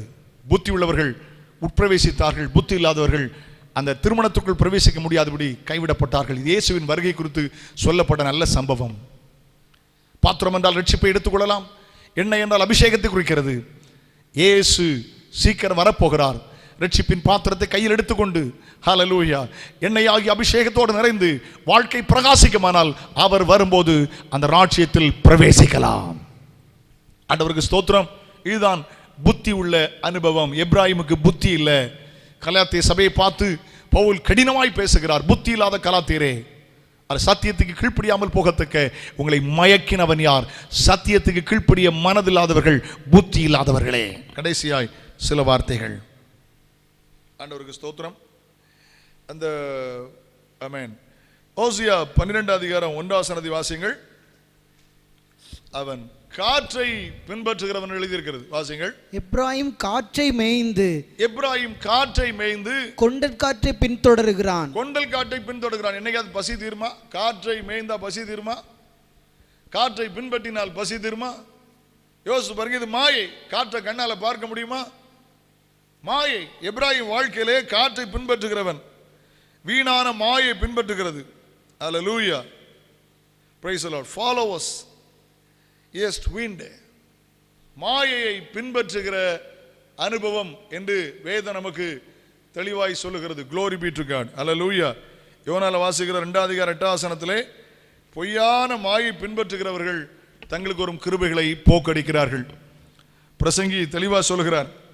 2 அதிகாரத்திலே 1 அதிகாரம் 2 வசனம், 1 அதிகாரம் 14 வசனம், 2 அதிகாரம் 11 வசனம், 17 வசனம், 26 வசனம், 4, 4, 10, 11 எல்லாத்திலும் வாசிக்கும் போது மாயை மாயை என்று பிரசங்கி தெளிவாய் சொல்கிறார். சாலமோன் அனுபவிக்காத காரியங்கள் இல்லை. சூரியனுக்கு கீழே காண்கிற எல்லாம் மாயை என்று சொல்கிறார். அந்த யோனா சொல்லும் போது பொய்யான மாயை பின்பற்றிக் கொள்கிறவர்கள் தங்களுக்கு ஒரு கிருபைகளை போக்கடிக்கிறார்கள். இந்த சங்கீதத்திலே எப்ராயிமின் தோல்விக்கு காரணம் என்ன? 1 எப்ராயிம் பொறாமை உள்ளவன், 2 எப்ராயிம் பெருமை உள்ளவன், 3 விக்கிரகங்களோடு இணைந்திருப்பவன், 4 தகாத கற்பனைகளை உடையவன், 5 உலகத்தோடு ஒத்த திருப்பி போடாத வாழ்க்கை, பின்மாற்ற வாழ்க்கை, 6 புத்தி இல்லாதவன், 7 வீணான மாயை பின்பற்றுகிறவன். இப்படிப்பட்ட சம்பவங்கள் உங்கள் வாழ்வில் இருந்தார் ஜெயமுள்ள வாழ்க்கை வாழ முடியாது. எப்ராயிம் நமக்கு ஒரு மாதிரி. ஆண்டவருக்கு ஸ்தோத்திரம். எப்ராயிம் தேவனுக்கு பிரியமானவன் தான், அவருக்கு பிரியமான பிள்ளை தான். ஆனால் தோல்வி அடைந்து விட்டான். ஒரு ஜெயமுள்ள வாழ்க்கை வாழ என்னை கேட்ட வார்த்தையை சவாலை எடுத்துக்கொண்டு ஆண்டவர் இப்படிப்பட்ட எப்ராயிம் நன்மைகள் வேண்டாம் என்று சொல்லுங்கள். கர்த்தர் உங்களை ஆசீர்வதிப்பார். கர்த்தர் நல்லவர். நாம் நேரடியாய் தேவனுடைய வார்த்தைக்குள்ளே கடந்து வரப்போகிறோம். கர்த்தர் உங்களை ஆசீர்வதிப்பார். இந்த நாளிலே கர்த்தருடைய வார்த்தையாக அருமையான கனத்துக்குரிய பாஸ்டர் ஜோயல் நேசராஜ் அவர்கள் நம்முடைய ஆண்டோட வார்த்தை தருவார்கள். காத்திருப்போம். கர்த்தர் உங்களை ஆசீர்வதிப்பார். ஆமென். God bless you. Praise the Lord. ஆண்டவர் இயேசு கிறிஸ்துவின் நாமத்தில் உங்களை வாழ்த்துகிறோம், வரவேற்கிறோம். ஆண்டவர் நல்லவராய் நம்மோடு கூட இருந்தார். வல்லவராய், போதுமானவராய், பாதுகாக்கிறவராய், கிருபை நிறைந்தவராய் ஆண்டவர் நம்மோடு கூட இருந்து நம்மை பாதுகாத்து வந்தார். அந்த கிருபை எண்ணி ஆண்டவர் நன்றியோடு துதிக்கிறேன்.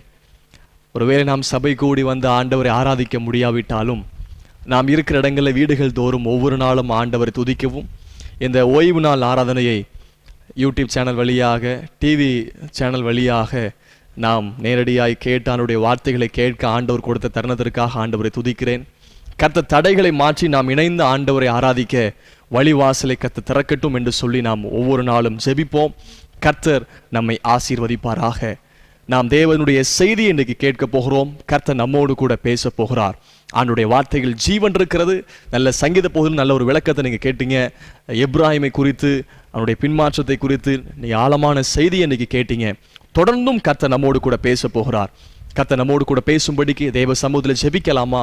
கர்த்தர் நம்மோடு கூட பேசட்டும். ஹல்லேலூயா, ஹல்லேலூயா. கிருபை இரக்கம் நிறைந்த அன்பின் பரலோக பிதாவே, இயேசு கிறிஸ்துவின் நாமத்தில் உம்முடைய சமூகத்தில் வருகிறோம்.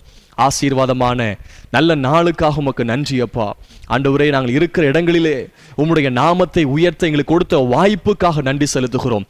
பாடல் மூலமாக, துதி மூலமாக, சங்கீத பகுதி மூலமாக உம்முடைய நாமத்தை மகிமைப்படுத்த கர்த்தர் கொடுத்த கிருபைக்காய் ஸ்தோத்திரம். உம்முடைய வார்த்தைக்காக நிற்கிறோம் ஆண்டவரே. உம்முடைய வார்த்தைக்காக காத்து கொண்டிருக்கிறாங்க. தேவனுடைய தூதை கர்த்தர் அனுப்பி ஒவ்வொருவரையும் ஆசீர்வதிப்பீராக என்று சொல்லி ஜெபிக்கிறேன். இந்த வார்த்தை எங்களை கர்த்தருக்கு நேராய் திருப்பட்டும் என்று சொல்லி ஜெபிக்கிறேன். கிருபை பொருந்துற வார்த்தைகள் அனுப்பும் கிருபாகரனே, இயேசுவின் நாமத்தில் ஜெபிக்கிறேன் நல்ல பிதாவே. ஆமென், ஆமென். God bless you all. I welcome you all. நான் உங்களை எல்லாரும் வாழ்த்துகிறேன், வரவேற்கிறேன்.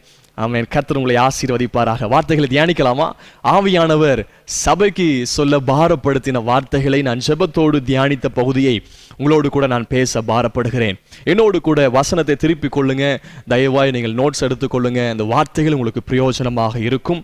ஆமென். கர்த்தருடைய நாமத்துக்கு மகிமை. எபிரேயருக்கு எழுதின நிருபம் 9ஆம் அதிகாரம் 27ஆம் வசனம். Hebrew chapter 9 verse 27. எபிரேயர் 9:27 வாசிக்கும் போது கவனியுங்கள்.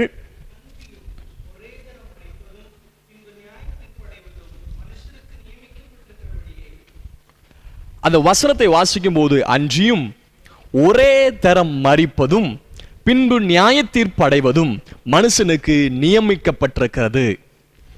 வேதத்தில் பலவிதமான வார்த்தைகள், வசனங்கள், போதனைகள், ஆழமான சத்தியங்கள் எழுதப்பட்டிருக்கிறது. ஆகாக கவனித்துக் கொண்டிருக்கிற நீங்கள் ஆழமான சத்தியங்களை கவனித்திருப்பீங்க. நீங்கள் கூட ஆழமாய் வசனங்களை தியானித்திருப்பீங்க. பல விதங்களில் வேதத்தில் பல கருத்துக்கள், பல டாபிக்ஸ்ல இருக்குது. அதுல இருந்து ஒரு பகுதி இன்றைக்கு ஆண்டவர் சபைக்கு பேச போகிற வார்த்தை, மரணத்தை குறித்து நாம் ஆழமாக தியானிக்க போகிறோம். மரணத்தை குறித்து ஒரு பகுதி, இன்னொரு பகுதி இயேசு கிறிஸ்துவின் மரணத்தின் காரியங்களை நாம் தியானிக்க போகிறோம். இயேசு கிறிஸ்து மரிப்பதற்கு முன்பதாக அவர் பேசின 7 விதமான வார்த்தைகள். கர்த்தர் கொடுக்கிற வார்த்தை நாங்களோடு கூட நான் பேச பாரப்படுகிறேன். மரணம். மரணம்னு சொன்னாலே எல்லாருக்கும் ஒரு பயம் வந்துடும். ஐயோ, நடுக்க வந்துடும். யாரும் மரணத்தை எதிர்பார்ப்பதில்லை, மரணத்தை விரும்புவது இல்லை. சிலருக்கு மரண பயம் இல்லாமல் இருந்தாலும் கூட அவங்களுக்கு கொஞ்ச நாள் வாழணும்னு ஆசை, ஆயுசு நாட்கள் அதிகமாக தேவை அப்படின்னு ஆசை. அநேக பரிசுத்தவான்கள், ஊழியர்கள், கர்த்தருக்குள் சார்ந்திருக்கிற விசுவாசிகள், பழைய பரிசுத்தவான்கள் எல்லாருக்குமே மரண பயம் இல்லை. ஆனால் கொஞ்ச நாள் வாழ்ந்த நல்லா இருக்குமே அப்படிங்கிற ஒரு ஆசை இருக்கும். கர்த்தர் நல்லவர். மரணம். மரணம் என்றால் என்ன? மரணம் அப்படின்னு சொல்லி பார்க்கும்போது வேதத்தில் நமக்கு சில மரணங்கள் கொடுக்கப்பட்டிருக்கிறது. சரீர மரணம் ஒன்று. சரீர மரணம் சொல்லப்படும் போது வியாதி மூலமாய் மரணங்கள் ஏற்படுகிறது, விபத்து மூலமாய் மரணம் ஏற்படுகிறது, கொலை வெறி நடப்பது மூலமாய், கொலை மூலமாய் இந்த உலகத்தில் மரணங்கள் ஏற்படுகிறது. தற்கொலை, சூசைட் பண்ணி தங்களுடைய சரீரத்தை அழிக்கிறாங்க, இயற்கையாகவே மரிக்கிறாங்க. இப்படி மரணம் உலகத்தில் மனிதனுக்கு ஏற்பட்டு கொண்டிருக்கிறது. மிருகங்களும் மரிக்குது, பறவைகள் மரிக்குது, மனிதர்கள் மரிக்கிறாங்க. கொஞ்சம் யோசிச்சு பாருங்க, மரணமே இல்லாமல் இருந்ததுன்னு வைங்களா, நம்முடைய பூமி தாங்குமா? ஒரு ரீசைக்கிள் மாதிரி தான் ஆண்டோடைய படைப்பே. அப்படித்தான். இன்னொன்று, மரணம் இல்லை என்று சொன்னால் கர்த்தருடைய வார்த்தை எல்லாம் பொய்யாய் மாறிவிடும். பாருங்க, இயேசு கிறிஸ்து உயிரோடு இருந்த நாட்களில் அவர் 3 பேரைத்தான் உயிரோடு எழுப்பினார் என்பதை வேதம் பதிவு செய்யப்பட்டு, இதுக்கு மேலே எழுப்பியிருக்கலாம், மறைவானவைகள் கர்த்தருக்குரியவைகள். ஆனால் வேதத்தில் 3 நபர் தான் பதிவு செய்யப்பட்டிருந்தது. இயேசு பாருங்க, மரிச்சு போன எல்லாரும் உயிரோடு எழுப்பல, அவர் எழுப்பியிருக்கலாம், வல்லம் இருந்துச்சு. அப்படி எல்லோரும் உயிரோடு எழுப்பிட்டே இருந்தார் வைங்களா, வேத வாக்கியங்கள் பொய்யாய் மாறிவிடும். வேத வாக்கியம் என்ன? இயேசு கிறிஸ்து முதலாவது உயிர்த்தெழ வேண்டும், அதே போல கிறிஸ்துவுக்குள் மரிக்கிற உயிரோடு எழும்ப வேண்டும். உயிர்த்தெழுதல் என்கிற ஒரு சத்தியம் ஒன்று இருக்கிறது. அந்த உயிர்த்தெழுதல் என்கிற சத்தியம் ஒன்று நடைபெறுவதற்கு அதுக்கு முன்பதாக மரணம் என்கிறது ஒன்று இருக்க வேண்டும். தேவ நாமத்துக்கு மகிமை உண்டாகட்டும். மரணம். பொதுவாக இந்த மரணம் என்று சொல்லப்படும் போது நம்முடைய மொழியில், நம்முடைய பாஷையில் பலவிதமான வார்த்தைகள் சொல்லுவாங்க. Death, he died, he pass away, செத்து போயிட்டாரு, நாசமா போயிட்டாரு. இன்னொன்று நம்ம பாஷையில் சொல்லுவாங்க, மண்டையை போட்டான், அங்கே இலவு வீடு. நியூஸ் பேப்பரில் பார்த்தீங்கன்னா கூட ஒவ்வொரு நாளும் இந்த மரண செய்தி போடும்போது கண்ணீர் அஞ்சலி, நித்திரை அடைந்தார். ஒரு இடத்துல எப்படி சொல்றாங்க, மூச்சு விட மறந்துட்டாரு. மறந்ததை பாருங்க, மூச்சு விட மறந்துட்டாரு. இயற்கை ஏதினார், காலமானார். இப்படி எல்லாமே மரணத்திற்கு பலவிதமான பதங்களை உலக பிரகாரமாக யூஸ் பண்ணுவாங்க. வேதத்திலையும் மரணத்தை குறித்து பலவிதமான பதங்கள் கொடுக்கப்பட்டிருக்கிறது. ஆண்டவருடைய நாமத்துக்கு மகிமை உண்டாகட்டும். அப்போ சரீர மரணம் ஒன்று இருக்கிறது. ஆண்டவர் ஆவி, ஆத்துமா, சரீரம் என்று சொல்லி 3 பகுதியாக மனிதனை சிருஷ்டித்தார். அதுல சரீரத்தை குறித்து வேதம் சொல்லுகிறது. நீங்க 1 கொரிந்தியர் 15ஆம் அதிகாரம் வாங்க. 1 கொரிந்தியர் 15ஆம் அதிகாரத்தில் சரீரத்தை குறித்து எழுதப்படுகிறது பாருங்க. அந்த பகுதியை வாசிக்கும் போது கவனியுங்கள். 42ஆம் வசனத்திலிருந்து பாருங்க. மரித்தோரின் உயிர்த்தெழுதலும் அப்படியே இருக்கும். அழிவுள்ளதாய் விதைக்கப்படும், அழிவில்லாததாய் எழுந்திருக்கும். கனவீனம் உள்ளதாய் விதைக்கப்படும், மகிமை உள்ளதாய் எழுந்திருக்கும். பலவீனம் உள்ளதாய் விதைக்கப்படும், பலமுள்ளதாய் எழுந்திருக்கும். ஜென்ம சரீரம் விதைக்கப்படும், ஆவிக்குரிய சரீரம் எழுந்திருக்கும். ஜென்ம சரீரமும் உண்டு, ஆவிக்குரிய சரீரமும் உண்டு. ஆண்டவருடைய நாமத்து மகிமை உண்டாகட்டும். இது உயிர்த்தெழுதலை குறித்து அந்த கொரிந்து சபைக்கு விளக்கமாய் போதித்துக் கொண்டிருக்கிறார் பவுல். இதுல எழுதப்பட்டிருக்குது பாருங்க. சரீரம் சொல்லப்படும் போது அழிவுள்ள சரீரம், அதுக்கப்புறம் கனவீனம் உள்ள சரீரம், பலவீனம் உள்ள சரீரம், ஜென்ம சரீரம். இப்படி சரீரத்தை குறித்து இங்க ஒரு தியாலஜி கொடுக்கிறார். நம்முடைய சரீரம் எப்படிப்பட்ட சரீரம்? ஜென்ம சரீரம், பிறக்கும் போதே இருந்து வர்றது. தாய் பாவத்தில் கற்பம் தரித்தால் என் ஜென்மத்திலே இருக்கிற சுவாபங்கள், ஆக்டிவிட்டிஸ். இன்னொரு சரீரம் கூட போடப்பட்டிருக்கிறது. நம்ம ரோமர்ல பார்க்கிறோம். நிர்பந்தமான மனுஷன் நான். இந்த மரண சரீரத்திலிருந்து யார் என்ன விடுவிப்பா? அப்போ சரீரம் பாருங்க, மரணத்துக்குனே வைக்கப்பட்டிருக்குது. சரீரம் மரண சரீரம். நிர்பந்தமான மனுஷன் நான். அந்த வசனம் வாசிக்கும் போது கவனிங்க. இருப்பிடம் சொல்லி வாசிப்பாங்க. ரோமர் 7:24. நிர்பந்தமான மனுஷன் நான், இந்த மரண சரீரத்தினின்று யார் என்னை விடுதலை ஆக்குவார்? பாருங்க, மரண சரீரத்திலிருந்து யார் என்ன விடுதலை ஆக்குவார்? யார் சொல்றா? பவுல் சொல்றாருங்க. பவுல் கூட சொல்றாரு, இந்த தேகத்தை விட்டு பிரிந்து நான் அவரோடு கூட இருக்க ஆசைப்படுறேன். இந்த மரணம், நீதிமான் அந்த மரணத்தில் ரொம்ப நம்பிக்கை உள்ளவனா. ஒருத்தர் சொல்றார் வேதாகமத்தில், நீதிமான் மரிக்கிறது போல் நான் மரிப்பேனாக. ஒரு மரணம். அநேக பரிசுத்தவான்கள், கர்த்தருக்குள் இருக்கிறவங்க எதிர்பார்த்து கொண்டிருக்கிறது, நான் கர்த்தருக்குள் மரிக்கணும். ஆனா அநேகருக்கு மரணம் என்று சொன்னாலே ஒரு பயம், கலக்கம். வேற என்ன மரணம் வேதத்தில் சொல்லப்பட்டிருக்கிறது? ஆத்தும மரணம் சொல்லப்பட்டிருக்கிறது. பாவம் செய்கிற ஆத்துமா சாகும். ஏற்கனவே சொன்னேன், ஆவி, ஆத்துமா, சரீரம் என்று சொல்லி ஆண்டவர் மனிதன் உருவாக்கினார். ஆத்துமா என்று இருக்கிறது விலையேறப்பெற்றது. இருக்கிறதுல விலையேறப்பெற்றது ஆத்துமா தான். அது உள்ளான மனுஷன். நான் ஏற்கனவே உங்களுக்கு போதிக்கும் போது ஆத்துமா என்றால் என்ன என்று சொல்லியிருக்கிறேன். ஆத்துமா என்றால் சித்தம், உணர்வு, மனது, அறிவு. இதுதான் ஆத்துமா. இத உள்ளான மனுஷன் பாவம் செய்த நிமித்தமாய் அழிகிறார். இது ஆத்தும மரணம். இன்னொரு மரணம் ஆவிக்குரிய பிள்ளைகளுக்கு அது தெரியும். ஆவிக்குரிய மரணம் அது ஆதியாகமத்தில் பார்க்கும்போது ஆதாம் ஏவாள் அந்த பழத்தை பறித்து சாப்பிடும் போது முதலாவது சொன்ன, இந்த பழத்தை நீங்க சாப்பிடும்போது சாகவே சாவீர்கள். நீ சாகவே சாவாய். அதனா என்ன? அப்ப உங்க பழத்தை பறித்து சாப்பிட்ட போது செத்து போயிட்டாங்களா மாம்சத்துல? இல்ல. வெளிப்படுத்தல பார்க்கும்போது கூட பார்க்கிறோம், இந்த சபைக்கு பேசும்போது ஆண்டவர், நீ உயிருள்ளவனா இருந்தும் செத்தவன் என்று சொல்லி பெயர் பெறுகிறாய். இந்த சபை விசுவாசிகள்கிட்ட பேசுறாரு. நீ உயிருள்ளவனா இருந்தும் செத்தவன் என்று சொல்லி பெயர் பெறுகிறாய். அப்போ சரீர மரணம் இருக்கிறது, ஆத்தும மரணம் இருக்கிறது, ஆவிக்குரிய மரணம் ஒன்று இருக்கிறது. இன்னொரு மரணம், மிக முக்கியமான ஒரு மரணம் வேதத்தில் பதிவு செய்யப்பட்டிருக்கிறது. அதை நாம் பார்க்கிறோம். வெளிப்படுத்தல் 21ஆம் அதிகாரம் 8ஆம் வசனத்தில் கூட அந்த கடைசி பகுதியில் சொல்லப்பட்டிருக்கிறது. சில பகுதிகள் யாரெல்லாம் அந்த மரணத்துக்குள் போவாங்க. என்ன மரணம்? 2ஆம் மரணமாகிய அக்கினியும் கந்தகம் எரிகிற கடல். 2ஆம் மரணம். இது நரகத்தை காண்பிக்கிறது. ஹெல், நரகம். அப்போ இத்தனை மரணங்கள் இருக்குது. நான் இன்றைக்கு உங்களோடு கூட பேச போகிற மரணம் சரீர மரணம். ஐயோ, மரணத்தை குறித்து பேசுறாங்களே, பயந்துடாதீங்க. ஐயோ, நான் மரண பயம் உங்களுக்கு கொடுக்க வேண்டும் என்பதற்காக நான் பிரசங்கிக்கவில்லை.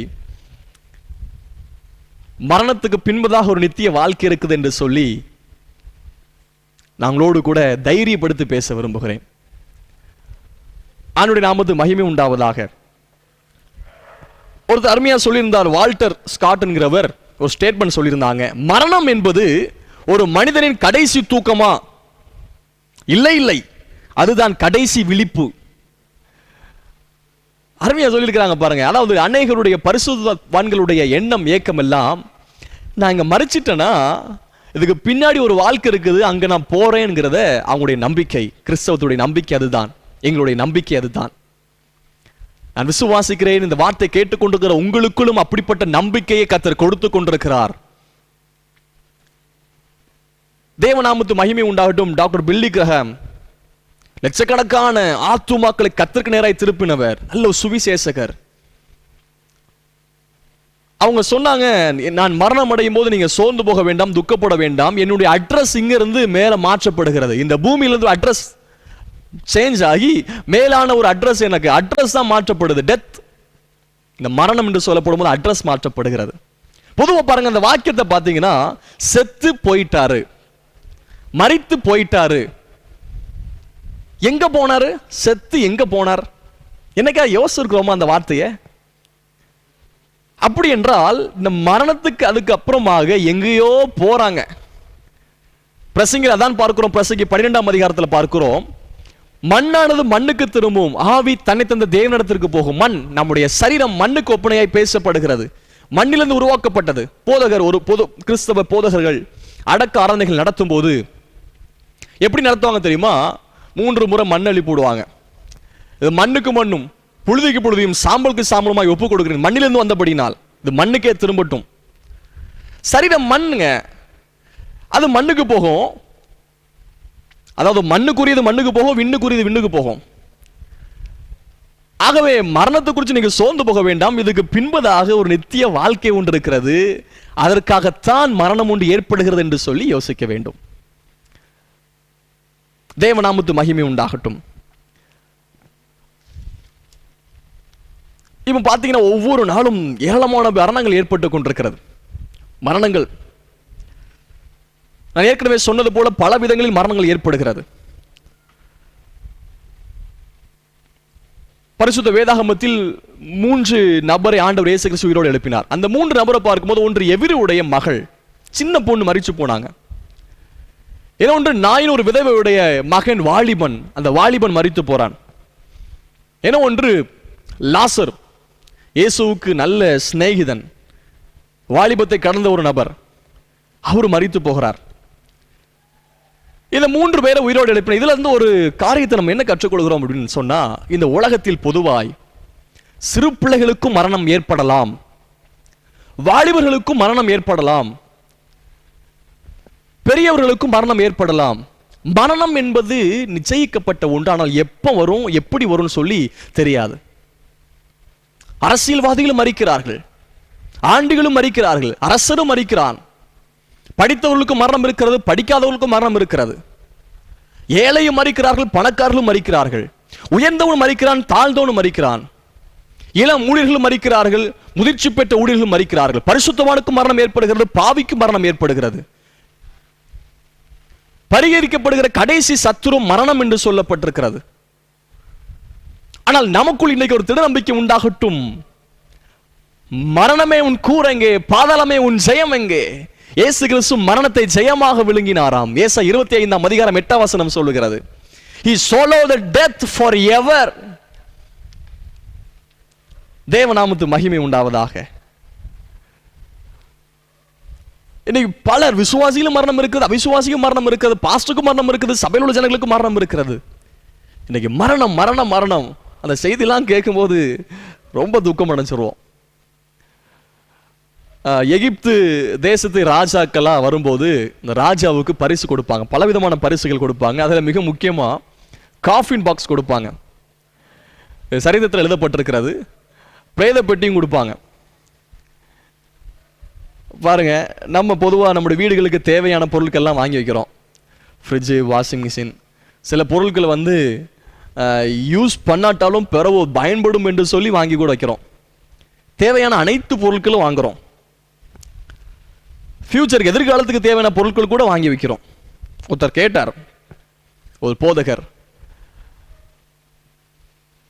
பிரேத பெட்டி வாங்கி வைக்கிறோமா? அது வேடிக்கையா கேட்டார். நம்ம பொதுவாக அப்படி பண்றது இல்லை. பொதுவாக பாருங்க, வீடு கட்டும் போது கூட பையன் வாலிப பையனா தான் இருப்பான். வீடு கட்டும் போதும் வீட்டு ரூம்குள்ளே பெட்ரூமில் ஹாலில் வந்து மேலே ஹூக் கொக்கி வச்சு காங்கிரீட் போடுவாங்க. ஏன் கேட்டால் என்ன சொல்லுவாங்க அப்படின்னா, திருமணமாகி என் பையனுக்கு குழந்தை பிறந்துன்னா தொட்டில் கட்டுறது உதவும். பாருங்க, ரொம்ப வருஷத்துக்கு முன்னாடி வீடு கட்டும் போது கட்டி வைப்பாங்க. அப்போ என்றைக்கே யோசிச்சிருக்கோமா, நம்ம ஒரு நாள் மறிக்க போகிறோம், சரி அன்னைக்கு பார்த்து அங்கேயும் பெட்டிக்கு அங்கேயும் அலையக்கூடாது, இப்பவுமே பெட்டி வாங்கி வச்சுருவோம். என்றைக்காவது அப்படி ஒருத்தரும் யோசிச்சது கிடையாது. இது யூஸ்வலாக நடக்கிறது இல்லை. மோசே சொல்றாரு, அதாவது மனுஷனுடைய ஆயுசு நாள் 70 வருஷம், பலத்தின் மிகுதி நாள் 80 வருஷம். புத்தி உள்ளவன் வந்து கணக்கு பார்க்க கடவன். ஒருத்தர் சொல்றாரு, என் நாட்களை என்னும் அறிவை எனக்கு தாரும். இப்போ மோசே வந்து இந்த காலத்தில், இந்த 21ஆம் நூற்றாண்டுல இந்த காலத்தில் அந்த வசனம் எழுதுனா எப்படி எழுதியிருப்பார்? இந்த யோசிச்சு பாருங்க. இந்த காலத்தில் மோசே இருந்து இந்த வசனத்தை எழுதினாரு, எப்படி எழுதியிருப்பார்? மனுஷனுடைய ஆயுசு நாள் 70, பலத்தின் மீது நாள் 80. இப்போ பார்த்தீங்கன்னா இப்போ இருக்கிற சாப்பாடு, ஃபாஸ்ட் ஃபுட்டு, ஆக்டிவிட்டிஸ் எல்லாம் மாசு கலந்து போச்சு.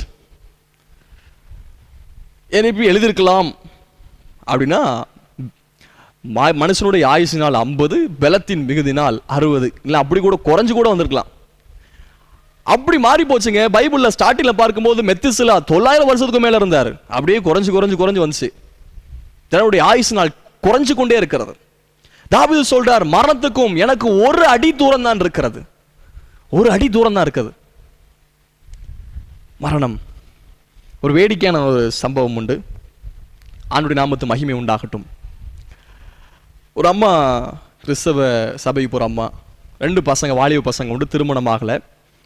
அந்த அம்மா ஒவ்வொரு நாளும் ஜெபம் பண்ணுவாங்களாம், ஆண்டவரே என்னை எடுத்துருங்கப்பா, இல்லை நீங்கள் வாங்க சீக்கிரம், இல்லை என்ன எடுத்துருங்க, உயிரை எடுத்துருங்க.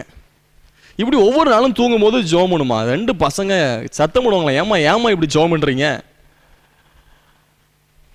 எங்களுக்கு திருமணம் ஆகலை, திருமணம் வரைக்கும் நீங்கள் இருக்கணும் அப்படின்னு சொல்லி சத்தம் போடுவாங்களாம். இப்போ ஒரு நாள் 2 பசங்க பிளான் பண்ணுறான். இந்த அம்மா தூங்குறது முன்பதாக ஜெபம் பண்ணும்போது ஒருத்தன் கட்டல் கீழே போயிட்டான், இளையவன். ஒருத்தன் மேலே அந்த ஏர் வரும் பாருங்க, அந்த பக்கத்தில் வெளியோடு நின்று இந்த அம்மா ஜெபம் பண்ணுது, ஆண்டவரே நீர் வாரும், இல்லைன்னா நீ எடுத்துக்கொள்ளும். மேலேருந்து பேச ஆரம்பிச்சிட்ட அந்த பையன், மகளே இப்பொழுது உன்னை எடுத்துக்கொள்ள வருகிறேன். உடனே கீழே இருக்கிற சின்ன பையன் கட்டில் அப்படியே தூக்கிட்டான் மேலே. அந்த அம்மா பயந்து, ஆண்டவரே வேண்டாம் ஆண்டவரே, என் பையன் திருமணமாகணும், வேண்டாம் ஆண்டவரே. பாருங்க, ஜெபம் வந்து சீக்கிரம் எடுத்துக்கணும். ஜெபம் மரணத்தை யாரும் விரும்புவது இல்லை. இன்றைக்கு நான் மரணத்தை குறித்து உங்களோடு கூட பேசுகிறேன். வருகிற நாட்களில் கர்த்தருக்கு சித்தமான அடுத்த பகுதியை ஆண்டவர் அனுமதி கொடுத்தால் அவங்களோடு கூட பேசுகிறேன். மரணம், இதை குறித்து பலர் என்ன சொல்றாங்கன்னா, சில கருத்துக்களை நான் வாசிக்கிறேன். Death is a golden key that opens the door of eternity. நித்தியத்தை திறக்கிற ஒரு திறவுகோலாம் மரணம். அது ஜான் மில்டன், பிரிட்டிஷ் போயட், அதை சொல்லியிருக்கிறார். டெத் வந்து ஒரு ஜேர்னி மாதிரியே, எங்க பூமியிலிருந்து மற்ற ஒரு நாட்டுக்கு ஒரு பிரயாணம் மாதிரி, அது ஒரு பிரிட்ஜ் மாதிரி மரணம். இந்த பூமியிலிருந்து மற்ற பரலோக ராஜ்யத்துக்கு போகிற ஒரு பிரிட்ஜ் தான் அது. இன்னொருத்தர் சொல்றாரு, death is sunset in one world and sunrise in another world. எப்படி சூரியன் மறைகிறதோ அதே போல இது ஒரு உலகத்திலிருந்து சூரியன் மறைவது போல் மரணம். திரும்ப சூரியன் உதிப்பது போல் அடுத்த உலகத்தில் சூரியன் உதிக்கிறது, அதே போலத்தான் திரும்ப மரணம் என்று சொல்லுகிறார். அப்படி என்றால் மரணத்துக்கு பின்பதாக ஒரு வாழ்க்கை இருக்கிறது என்கிற ஒரு நிச்சயம் எல்லோருக்குள்ளும் இருக்கிறது. பொதுவாய் பிறக்கும் போதே சொல்லுவாங்க, பிரசவம் ஆயிட்டா, பிரசவம், பிற பிளஸ் சவம். இந்த வார்த்தை கவனிங்க, பிற பிளஸ் சவம். பிறந்த அன்னைக்கே சொல்றாங்க, சாவ பிறந்தாச்சா. இந்த வார்த்தையுடைய அர்த்தம் அதுதாங்க, சாக பிறந்தாச்சா. ஆண்டவருடைய நாமத்து மகிமை உண்டாவதாக. என்னது சொல்றார், death is the last chapter of the world and the first chapter of eternity. ஒரு புத்தகத்துடைய கடைசி சாப்டர் இதுதான் டெத் தான். ஒரு உலகத்துடைய கடைசி சாப்டர், நித்தியத்துடைய முதல் சாப்டரே டெத் தான். தேவநாமத்து மகிமை உண்டாவதாக. யாருக்கெல்லாம் மரணம் இருக்குது என்று சொல்லி சிலுவையில குறித்து நம்ம கற்றுக்கொண்டோம்னா, சிலுவை சிலுவையில 3 விதமானவர் மரித்தாங்க. ஒன்று இயேசு கிறிஸ்து மரித்தார், இன்னொன்று 2 கள்ளர்கள் மரித்தாங்க. இதுல வந்து என்ன கற்றுக்கொள்கிறோம்? இயேசு பரிசுத்தம் உள்ளவர், பாவம் இல்லாதவர், பாவம் செய்யாதவர், பாவம் அறியாதவர். இந்த உலகத்தில் பரிசுத்தமாய் வாழுகளுக்கும் மரணங்கள் ஏற்படுகிறது. ஏன்னா ஒன்று, ஒரு கள்ளன் பாவத்துக்கு மனசாபப்பட்டவன், மனம் திரும்பின கள்ளன். இந்த உலகத்தில் பாவியா இருந்து பரிசுத்தமாக்கப்பட்டு ஆண்டவருக்காய் வாழ்கிறவர்களும் மரிக்கிறார்கள், அவர்களும் மரிக்கிறார்கள் என்பதை நாம் கற்றுக்கொள்கிறோம். ஏன்னா ஒன்று, கள்ளன் அவன் மனசாபம் படல, மனம் திரும்பவும் இல்லை, கள்ளனாகவே மரித்தான். இந்த உலகத்தில் பாவியா இருக்கிறவர்களும் மரிக்கிறார்கள் என்பதை நாம் பார்க்கிறோம். பட்சபாதம் இல்லாமல் எல்லோரையும் வாரிக்கொண்டிருக்கிறது. ஒருவேளை ஆண்டுடைய வருகை தாமதமாகும் என்று சொன்னால் நம்முடைய நிலைமை என்னன்னு யோசிச்சு பார்க்கணும். நான் அன்றைக்கு பிரசங்கித்துக் கொண்டிருக்கிறேன், என்னுடைய நேரம் தெரியாது. ஆனால் நம்முடைய ஜெபம், நம்முடைய ஆசை, ஆயுசு நாளை கர்த்தர் கூட்டி தாரும் ஆண்டவரே அப்படின்னு நம்முடைய ஜெபங்கள். தேவ நாமத்து மகிமை உண்டாகட்டும். நான் வேகமாக எங்களோடு கூட நான் பேசுகிறேன். பொதுவாய் மரணம் என்பது இயல்பு, பல இடங்கள் நடக்கிறது. ஒரு நாளைக்கு 3,60,000 குழந்தைகள் பிறக்கிறாங்க உலக அளவில். இறப்பு எப்படி நடக்குது பாருங்க. ஒரு நாள் சுமார் 1,51,600 பேர் ஒரு நாள் உலகம் முழுவதும் மரிக்கிறார்கள். ஒரு ஆண்டுக்கு 553 லட்சம் பேர் மரிக்கிறாங்க. ப்ராபபிளி, சுமார். உலகமெங்கிலும் கொரோனா வைரஸின் தாக்கம் ஏற்பட்டிருக்கிறது. இந்த கொரோனா வைரஸ்னால ஏராளமான மரணங்கள் இந்த கொள்ளை நோயினால். கடந்த வெள்ளிக்கிழமை 24ஆம் தேதி அந்த நாளில் உள்ள புள்ளி விவரம், உலக அளவில் 1,87,541 பேர் மரித்திருக்கிறாங்க இந்த வியாதினால். அமெரிக்கா தேசத்தில் 48,416 பேர் மரித்திருக்கிறாங்க. இந்தியாவில் 686 பேர் மரித்திருக்கிறாங்க.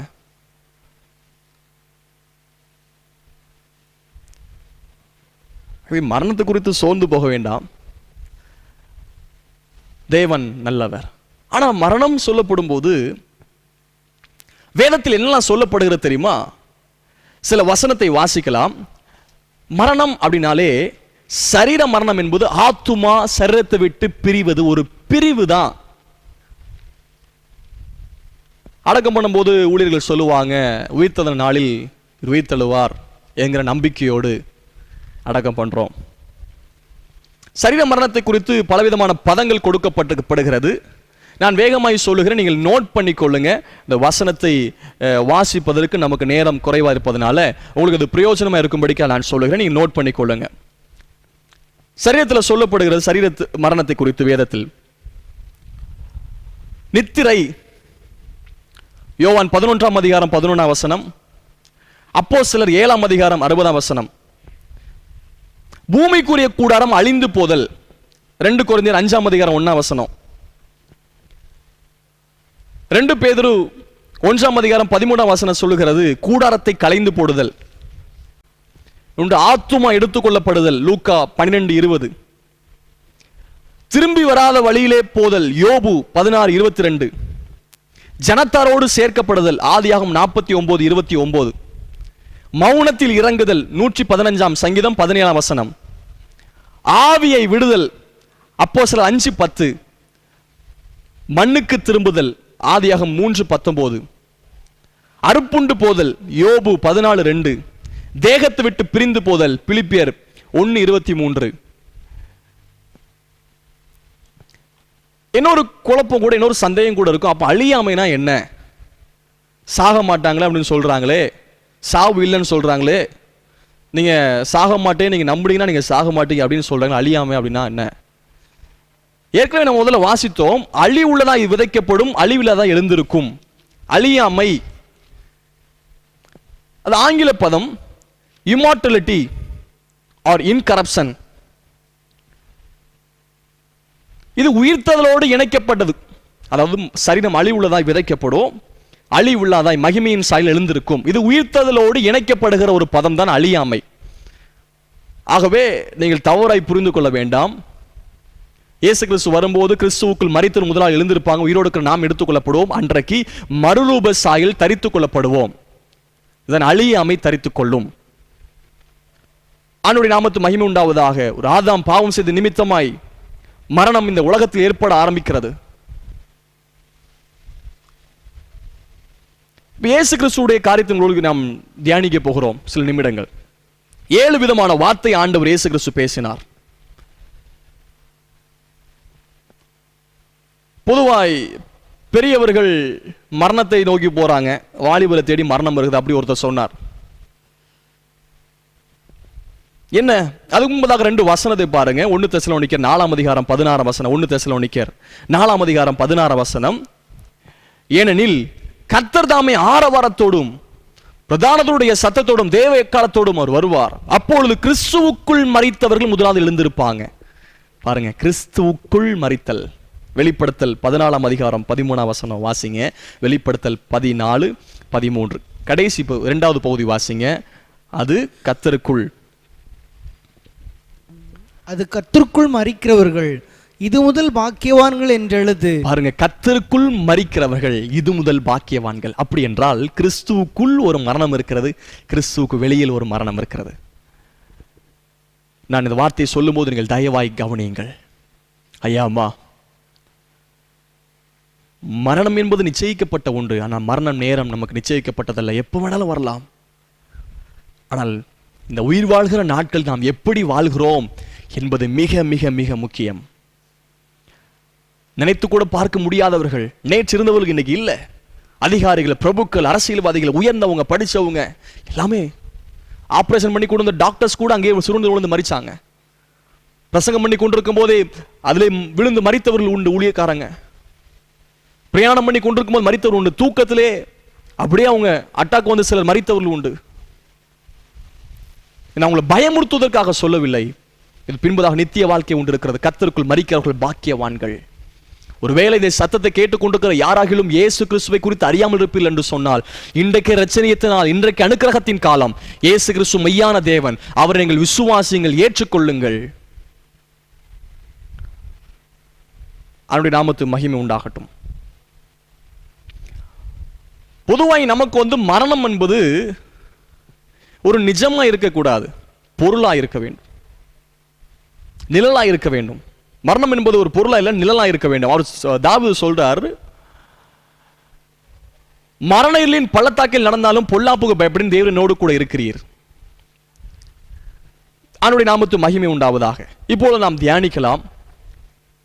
அப்போ பொதுவாய் இந்த உலகத்தில் மனிதனாய் ஒருத்தன் பிறந்தான் என்று சொன்னால் அவனுக்கு மரணம் என்பது ஒன்று இருக்கிறது என்பது நம்ம பார்த்தோம். அப்போ அப்படி என்றால் அதுக்கு முன்பதாக நாம் செய்ய வேண்டிய கடமைகள் இருக்கிறது. நாம் வாழ வேண்டிய வாழ்க்கை இருக்கிறது. ஏதோ வாழும்போது என்னதானோ வாழ்ந்தோம், வெந்ததை தின்னோம், விதி முடிஞ்சது விதி முடிந்த பின்பதாக தெற்கே வடக்கையோ அப்படிங்கிற நம்பிக்கை இல்லைங்க. ஆழமான நம்பிக்கை இருக்கணும். முதலாவது இயேசு கிறிஸ்து என்ன வார்த்தை பேசினார்? லூக்கா 23ஆம் அதிகாரம் 34 வசனம். லூக்கா 23ஆம் அதிகாரம் 34. இயேசு கிறிஸ்துவின் வாழ்க்கையில் இயேசு மரிப்பதற்கு முன்பதாக செய்த அனுபவங்கள் என்ன? அப்பொழுது இயேசு, பிதாவே, இவர்களுக்கு மன்னியும், தாங்கள் செய்கிறது இன்னதென்று அறியாதிருக்கிறார்களே என்றார். தேங்க்யூ. பிதாவே, இவர்களுக்கு மன்னியும், தாங்கள் செய்வது இன்னதென்று அறியாதிருக்கிறார். இயேசு கொஞ்ச நேரத்தில் மரிக்க போறாருங்க. அந்த மரணத்துக்கு முன்பதாக இயேசு அவர் ஒரு ஜெபத்தை ஏறெடுக்கிறார், மன்னிக்கிறார். ஏற்கனவே ஊழியம் செய்கிற நாட்களில் இயேசு கிறிஸ்து 70 முறை மன்னிக்க வேண்டும் என்று சொன்னார். மன்னிப்பை குறித்து பிரசங்கம் பண்ணினார். தன் ஜீவியத்தில் மன்னிப்பின் சுவாபம் இயேசுவிடத்தில் இருந்தது. இன்றைக்கு ஒவ்வொருவரும் யோசித்து பாருங்கள். உங்க பிள்ளைகளை மன்னிச்சிருக்கிறீங்களா? உங்க பெற்றோரை மன்னிச்சிருக்கிறீங்களா? விரோதமா எழுப்பினா உங்களை மன்னிச்சிருக்கிறீங்களா? மன்னிப்பின் குணம் இல்லைல்ல. You have to forgive others. இயேசுங்க அவர் விசாரிச்சு பார்த்துட்டு சொல்றாங்க, இவரை மெய்யாக விட்டு ஒரு குற்றத்தையும் காணேன். முழு உலகத்திற்காக இந்த மன்னிப்பின் வார்த்தையை சொல்றார். இந்த வார்த்தையை சொல்லும் போது தான் பேதுருக்குள் மாற்றம் உண்டாகிறது. யூதாசுக்கும் சேர்த்து தான் சொன்னார். ஆனா யூதா சிலுவை பக்கத்துல வரலங்க. பிதாவே, அவர்களுக்கு மன்னியும், தாங்கள் செய்வது இன்னதென்று அறியாதிருக்கிறார்கள். தாங்கள் செய்வது, நான் விரும்புகிற நன்மையை செய்யாமல் விரும்பாத தீமையை செஞ்சு கொண்டிருக்கிறேன். அது எனக்குள் இருக்கிற பாவமே அப்படி செய்ய வைக்கிறது. தாங்கள் செய்வதை இன்னதென்று அறியாதிருக்கிறார்கள். Please forgive. சில பார்த்தீங்கன்னா அநேகருடைய நல்ல மரணம் பார்த்தீங்கன்னா நீங்க கூட சில கவனிச்சிருக்கலாம். நான் கேள்விப்பட்டிருக்கிறேன், அந்த மரண தருவாயில ஒவ்வொருத்தராக கூப்பிடுவாங்க, எது நினைச்சிடாத, மன்னிச்சிடுங்க. எங்களுடைய கிளை சபையில கூட நடந்த மரணத்தில் ஊழியக்காரங்களை கூப்பிட்டு சில விசுவாசிகளை கூப்பிட்டு ஒப்புரவாகுவாங்க. ஆண்டவரோடு கூட ஜனங்களோடு கூட ஒப்புரவாங்க கடைசி நேரத்தில். இது இயல்பு. ஆவிக்குரிய மரணத்தில் இப்படி நடக்கும். எங்களை மன்னிச்சிருங்க, எதுவும் நினைச்சிடாதீங்க. அப்படி என்றால் இந்த மன்னிக்கிற நேரத்தில் சுத்திகரிப்பு உண்டாகும், பரலோகத்துக்கு போக ஆயத்தம் உண்டாகும். இது நாம் மரணத்தருவாயில படுக்கையில் இருக்கும்போது மன்னிக்க வேண்டும் என்பதை நான் உங்களுக்கு சொல்லலை. நம்முடைய நிலைமை எப்படி என்று நமக்கு தெரியாது. ஆனால் அதுக்கு முன்பதாக இப்போ இருக்கிற நாட்களிலே யாரிடத்திலும் கசப்பு வெறுப்பு இருக்கிறதா, யாரிடத்திலும் பகை இருக்கிறதா, மன்னிக்க பழகிக் கொள்ளுங்கள். ஒரு நபரை நான் சுட்டி காட்ட விரும்புகிறேன். அந்த நபர் வேற யாரும் இல்லை, தாவீது.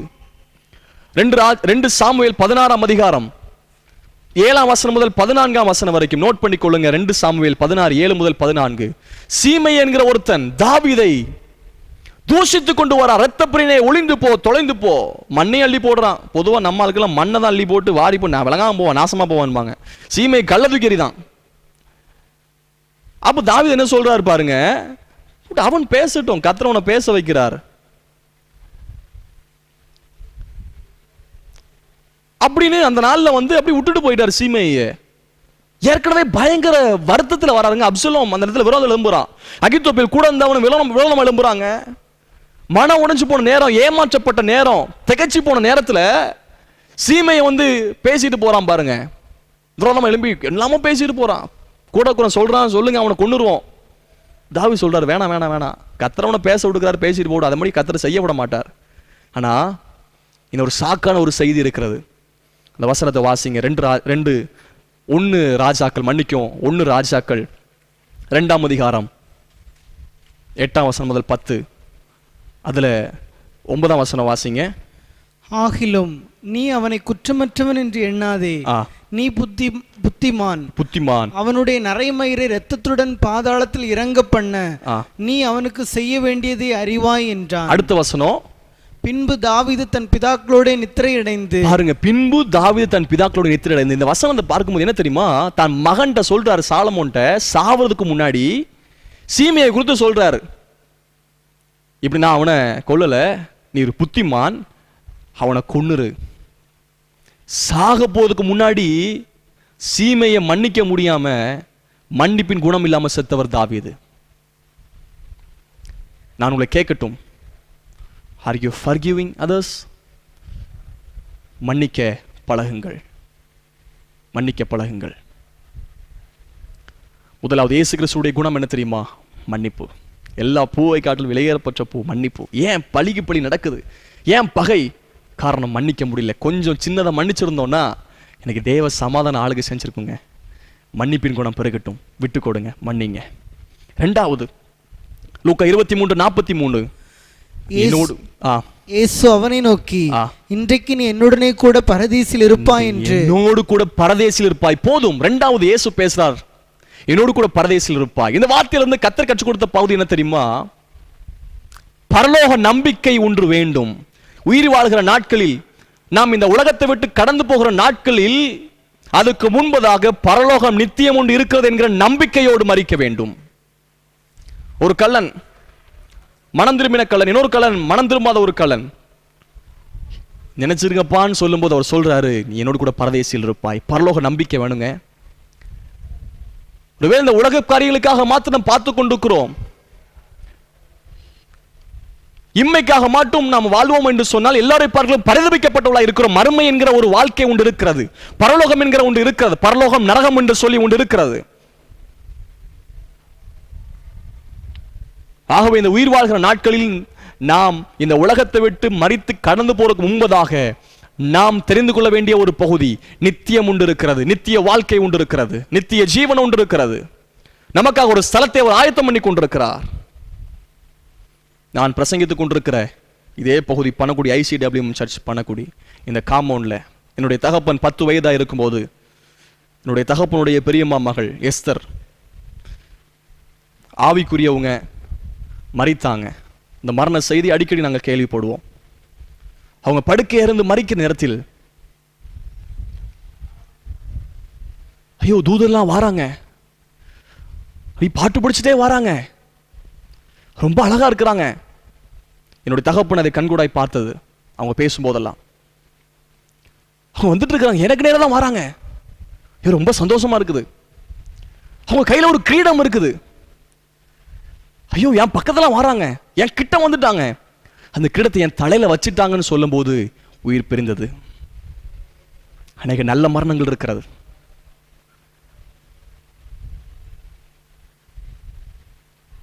வெளிநாடுகள் டேசி என்கிற ஒரு சகோதரி, வாலிப பொண், பைபிள் காலேஜில் படிச்சிருந்தாங்க, நல்ல ஜெபிக்கிறவள். அவட்ட வந்து ஜெப குறிப்பெல்லாம் கொடுப்பாங்க, எனக்கு ஜோமுங்கன்னு சொல்லி ப்ரொஃபஸர்ஸ் கூட ஸ்டூடெண்ட்ஸ். அதனால் மரணம் ஏற்பட்டது. பயங்கரமான கூட்டம் அவருடைய அடக்கத்தில் அடக்கம் பண்ணியாச்சு. அந்த வழியாகி போகும்போது பாஸ்டர், நல்ல ஒரு மகள் இருந்தாலே அவருடைய கல்லறையை பார்த்துட்டு போலான்னு வந்திருக்கிறார். பொதுவாக இந்த கீழ்ப்பாக்கம் மாதிரி லட்சக்கணக்கான கல்லறைகள் இருக்கும். உடனே கண்டுபிடிக்க முடியாது, ஈஸியாக கம்ப்யூட்டரில் போட்டு செக் பண்ணி தான் கண்டுபிடிக்க முடியும். ஆனால் அந்த கல்லறை காக்கிற காவலன் உடனே கொண்டு போய் விட்டான் 10 நிமிஷத்தில். அப்போ கேட்டார், பாஸ்டர் நீங்கள் வந்து சபையுடைய விசுவாசியா? இல்லை. இந்த பிள்ளையுடைய சொந்தக்காரியா? இல்லை. இந்த பிள்ளைக்கு தெரிஞ்சவளா? இல்லை. அப்படி எப்படி கண்டுபிடிச்ச? இல்லை, இந்த இடத்துல லட்சக்கணக்கான பேர் அடக்கம் பண்ணியிருக்கிறாங்க, லட்சக்கணக்கான கல்லறை இருக்கிறது, ஆனால் இவருடைய மரணம் ரொம்ப வித்தியாசம். பயங்கரமான கூட்டம், கண்ணீரோடு அநேக வாலிப பிள்ளைகள் இருந்தாங்க. அடக்கம் பண்ற நேரத்தில் மேலே தூதர்லாம் வந்தாங்க, அந்த பெட்டி மேலே கிரீடத்தை கொண்டு வச்சாங்க. அதிலேயே நான் முழங்கால் படிக்கிட்டு கிறிஸ்தவ உண்மை, இயேசுவை ஏற்றுக்கொள்கிறேன் என்று சொல்லி மரித்தேன் சொன்னான். இயேசுவை ஏற்றுக்கொண்டேன். அநேகருடைய மரணம் பரலோக நம்பிக்கையோடு மரித்தது நிமித்தமாய் அநேகர் இயேசுவை ஏற்றுக்கொள்கிறார்கள். ஆனால் யூதாஸ் காரியத்து பரலோக நம்பிக்கை இல்லாதவனாய் மரித்தான். இந்த வார்த்தை கேட்டுக்கொண்டிருக்கிற அன்பான சகோதர சகோதரிகளை தயவாய் கேட்கிறேன், மன்னிக்கணும். பரலோக நம்பிக்கை ஒன்று வேணும். உலகத்தில் பலவிதமான நம்பிக்கையோடு வாழ்ந்து கொண்டிருக்கிறோம். நிலையான நகரம் ஒன்று இருக்கிறது, நமக்காக ஆயத்தம் பண்ணி கொண்டிருக்கிறார். மூன்றாவதாக சொல்றார், மூன்றாவது வார்த்தை யோவான் 19:26-27, அதோ உன் மகன், அதோ உன் தாய். Honour your parents. அதோ உன் மகன், அதோ உன் தாய். குடும்ப ஐக்கியம் வேணும். எப்போ மறிப்போன்னு சொல்ல முடியாதுங்க. பிள்ளைகள் முதல்ல மறிக்க போறாங்களா, பெற்றோர் முதல்ல மறிக்க போறாங்களா, ஐயோ தெரியாது, நாட்கள் நமக்கு தெரியாது. அப்சலோம் தன் தகப்பன் உயிரோடு இருக்கிற நாட்களில் தன்னுடைய தகப்பனுடைய மறுமனை ஆட்டிகளோடு கூட சயனித்தான். தன் தகப்பனுடைய வாசனை கெடுக்க நினைத்தான். அவன் நினைச்சிட்டு இருந்தான், என் தகப்பன் ராஜ்யம் முடிஞ்சிடும், நான் தான் ஆளுகை செய்ய போறேன் நினைச்சிட்டு இருந்தான். திட்டம் பண்ணி கொண்டு வந்த நாட்களில் கருவாளி மரத்தில் மாட்டிக்கொண்டு தன் ஜீவனை இழந்து போனான். தன் ஜீவனை இழந்து போறது முன்பதாக தன் தகப்பனு விரோதமாய் எழும்பி இறந்து போனான். தெரியுமா? இந்த வார்த்தை கேட்டுக்கொண்டு பிள்ளைகளா இருக்கலாம், தகப்பன் தாய்க்கு விரோதமாக எழும்பாதீங்க. குடும்ப ஐக்கியம் மிக மிக அவசியம். குடும்ப அன்பு அவசியம். தேவநாமத்து மகிமை உண்டாகட்டும். அப்சலோம் போல் துணிகரமாய் குடும்பத்துரமாய் எழும்ப வேண்டாம். சீகன் பால் 300 வருடம் முன்பதாக இந்தியாவுக்கு வந்தார். தரங்கம்பாடி தமிழ்நாட்டில் வந்தார். நம்முடைய தமிழ் பைபிள் இருக்கிறதுக்கு பெரிய ஸ்லாக்கியம் காரணம் சீகன் பால். 4 வயதாக இருக்கும்போது தன்னுடைய தாய் இறந்தாங்க. வீட்டில் அநேக பிள்ளைகள் உண்டு. கடைசி மகன் தான் சீகன் பால். தாயார் இறக்கும்போது தன்னுடைய தகப்பனை கூப்பிட்டு கையை பிடித்து கொண்டு, சீகன் பால், அவனை மிஷினரியா ஒப்பு கொடுத்துருக்கிறேன், மிஷினரியா உருவாக்குங்க, அவன் ஊழியம் செய்யணும், அவன் ஆண்டவருக்காய் பெரிதாக எழும்பணும். சீகன் பால் 4 வயதாக இருக்கும்போது தன்னுடைய தாய் இறந்தாங்க. இறக்க நேரத்தில் சீகன் பால் ஊழியனா மாறணும் என்கிற பொறுப்பை தன்னுடைய கணவரிடத்தில் கொடுத்துட்டு போனாங்க. அன்றைக்கு இந்த தாயுடைய தியாகத்தின் நிமித்தமாய், வாஞ்சை நிமித்தமாய் சீகன் பாலை கர்த்தர் உருவாக்கி இந்தியாவுக்கு கொண்டு வந்தார். வேதம் நம்ம கிடைத்திருக்கிறது பெரிய ஸ்லாக்கியம். இன்றைக்கும் தரங்கம்பாடியில் தன் தாயை குறித்து எழுதப்பட்டிருக்கிறது. மிக முக்கியமான ஒரு சம்பவத்தை நான் சொல்லி உங்களுக்காக ஜெபிக்க இருக்கிறேன். அதுக்கப்புறம் அநேக வார்த்தை சொல்ல, என் தேவனை ஏன் என்னை கைவிட்டீர்? உண்மையை ஒத்துக்கொள்ளணும்.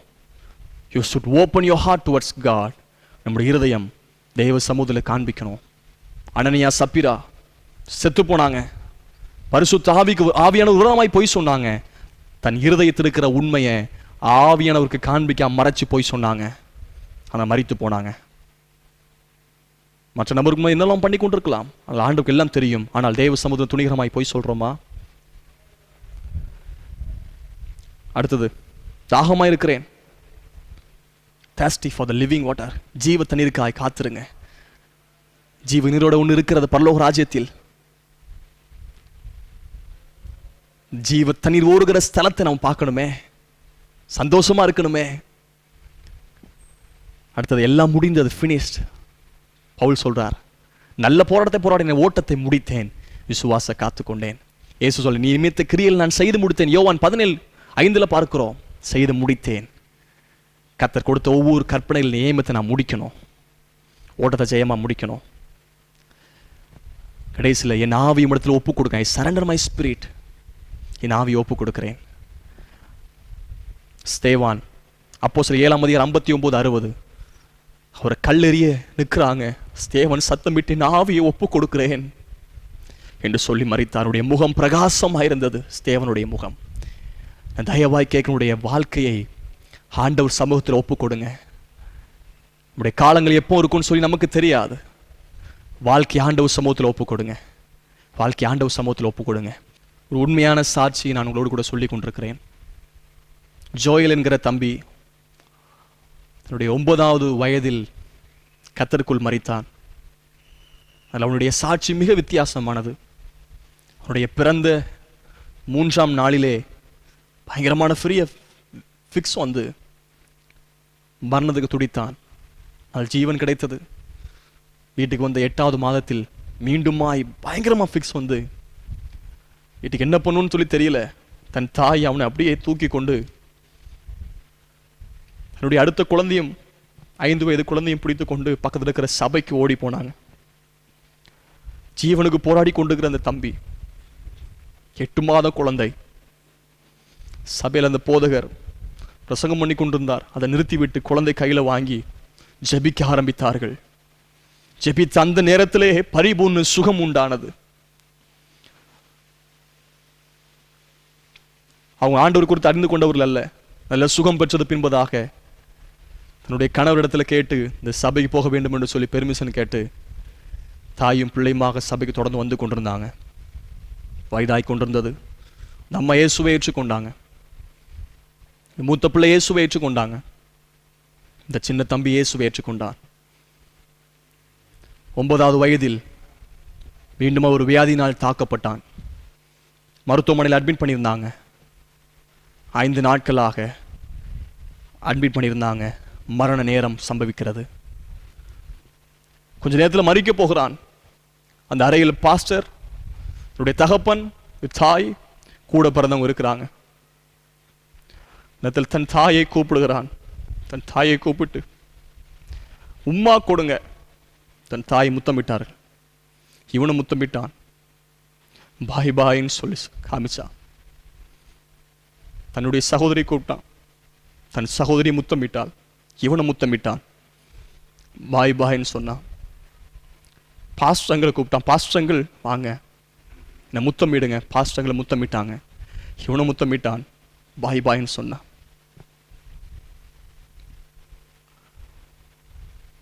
இப்பொழுது தன்னுடைய தகப்பனை கூப்பிடுறான். வா. தகப்பனுடைய வலது கரத்தை பிடித்து ஏங்கி ஏங்கி அழுறான். பா, நான் போற இடத்துக்கு அம்மாவை பார்ப்பேன், பாஸ்டங்களை பார்ப்பேன், அக்காவை பார்ப்பேன், உங்களை பார்க்க முடியாது அப்படின்னு சொல்லி அழுறான். தகப்பனுடைய இடது கடத்தையும் பிரித்து, நான் போற இடத்துக்கு அம்மாவை பார்ப்பேன், பாஸ்டங்களை பார்ப்பேன், உங்களை அங்க பார்க்க முடியாதேன்னு சொல்லி ஏங்கி ஏங்கி அழுது அப்படியே மரித்து போனான்.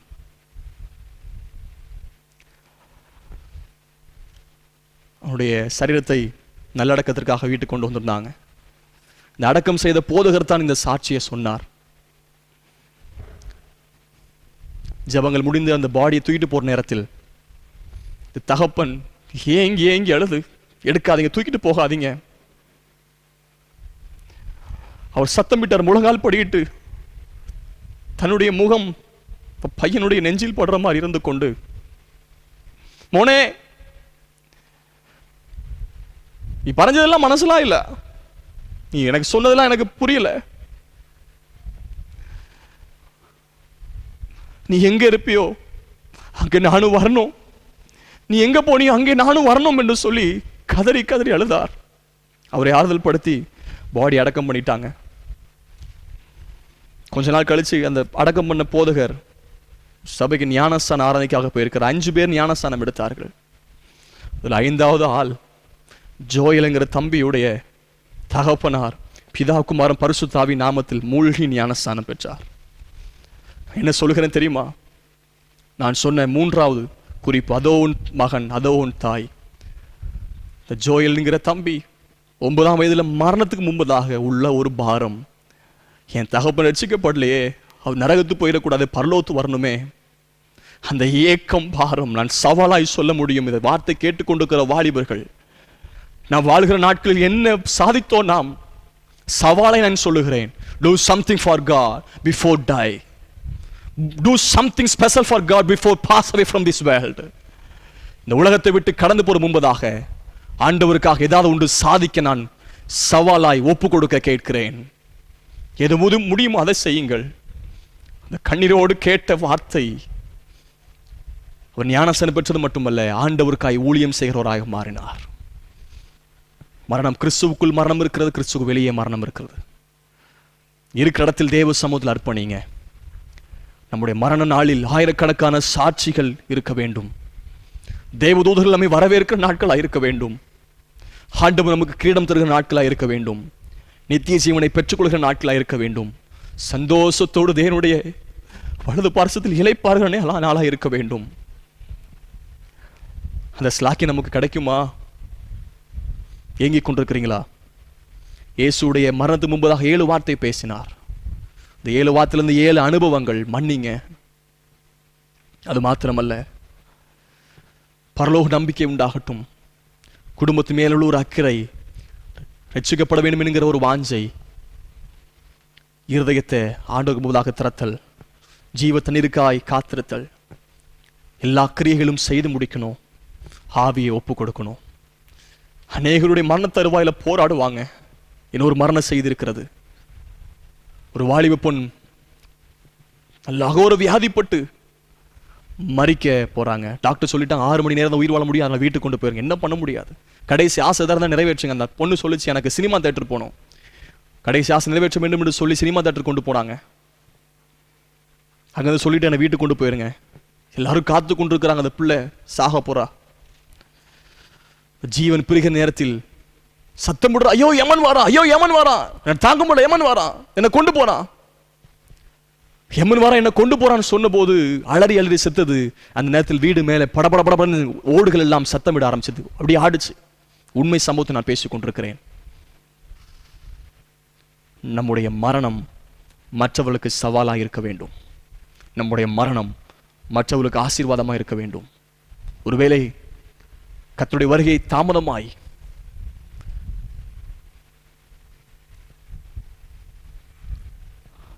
நம்முடைய இந்த உலகத்தை விட்டு கடந்து போகிற நேரங்கள் நமக்கு இருக்கும் என்று சொன்னால், அநேகருக்கு ஆசீர்வாதமாக, அநேகருக்கு வழிகாட்டியா இருக்க வேண்டும். சந்தோஷ வீட்டை போறதை பார்க்கலாம், துக்க வீட்டு போறது நல்லது என்று சொல்லி பார்க்கிறோம்.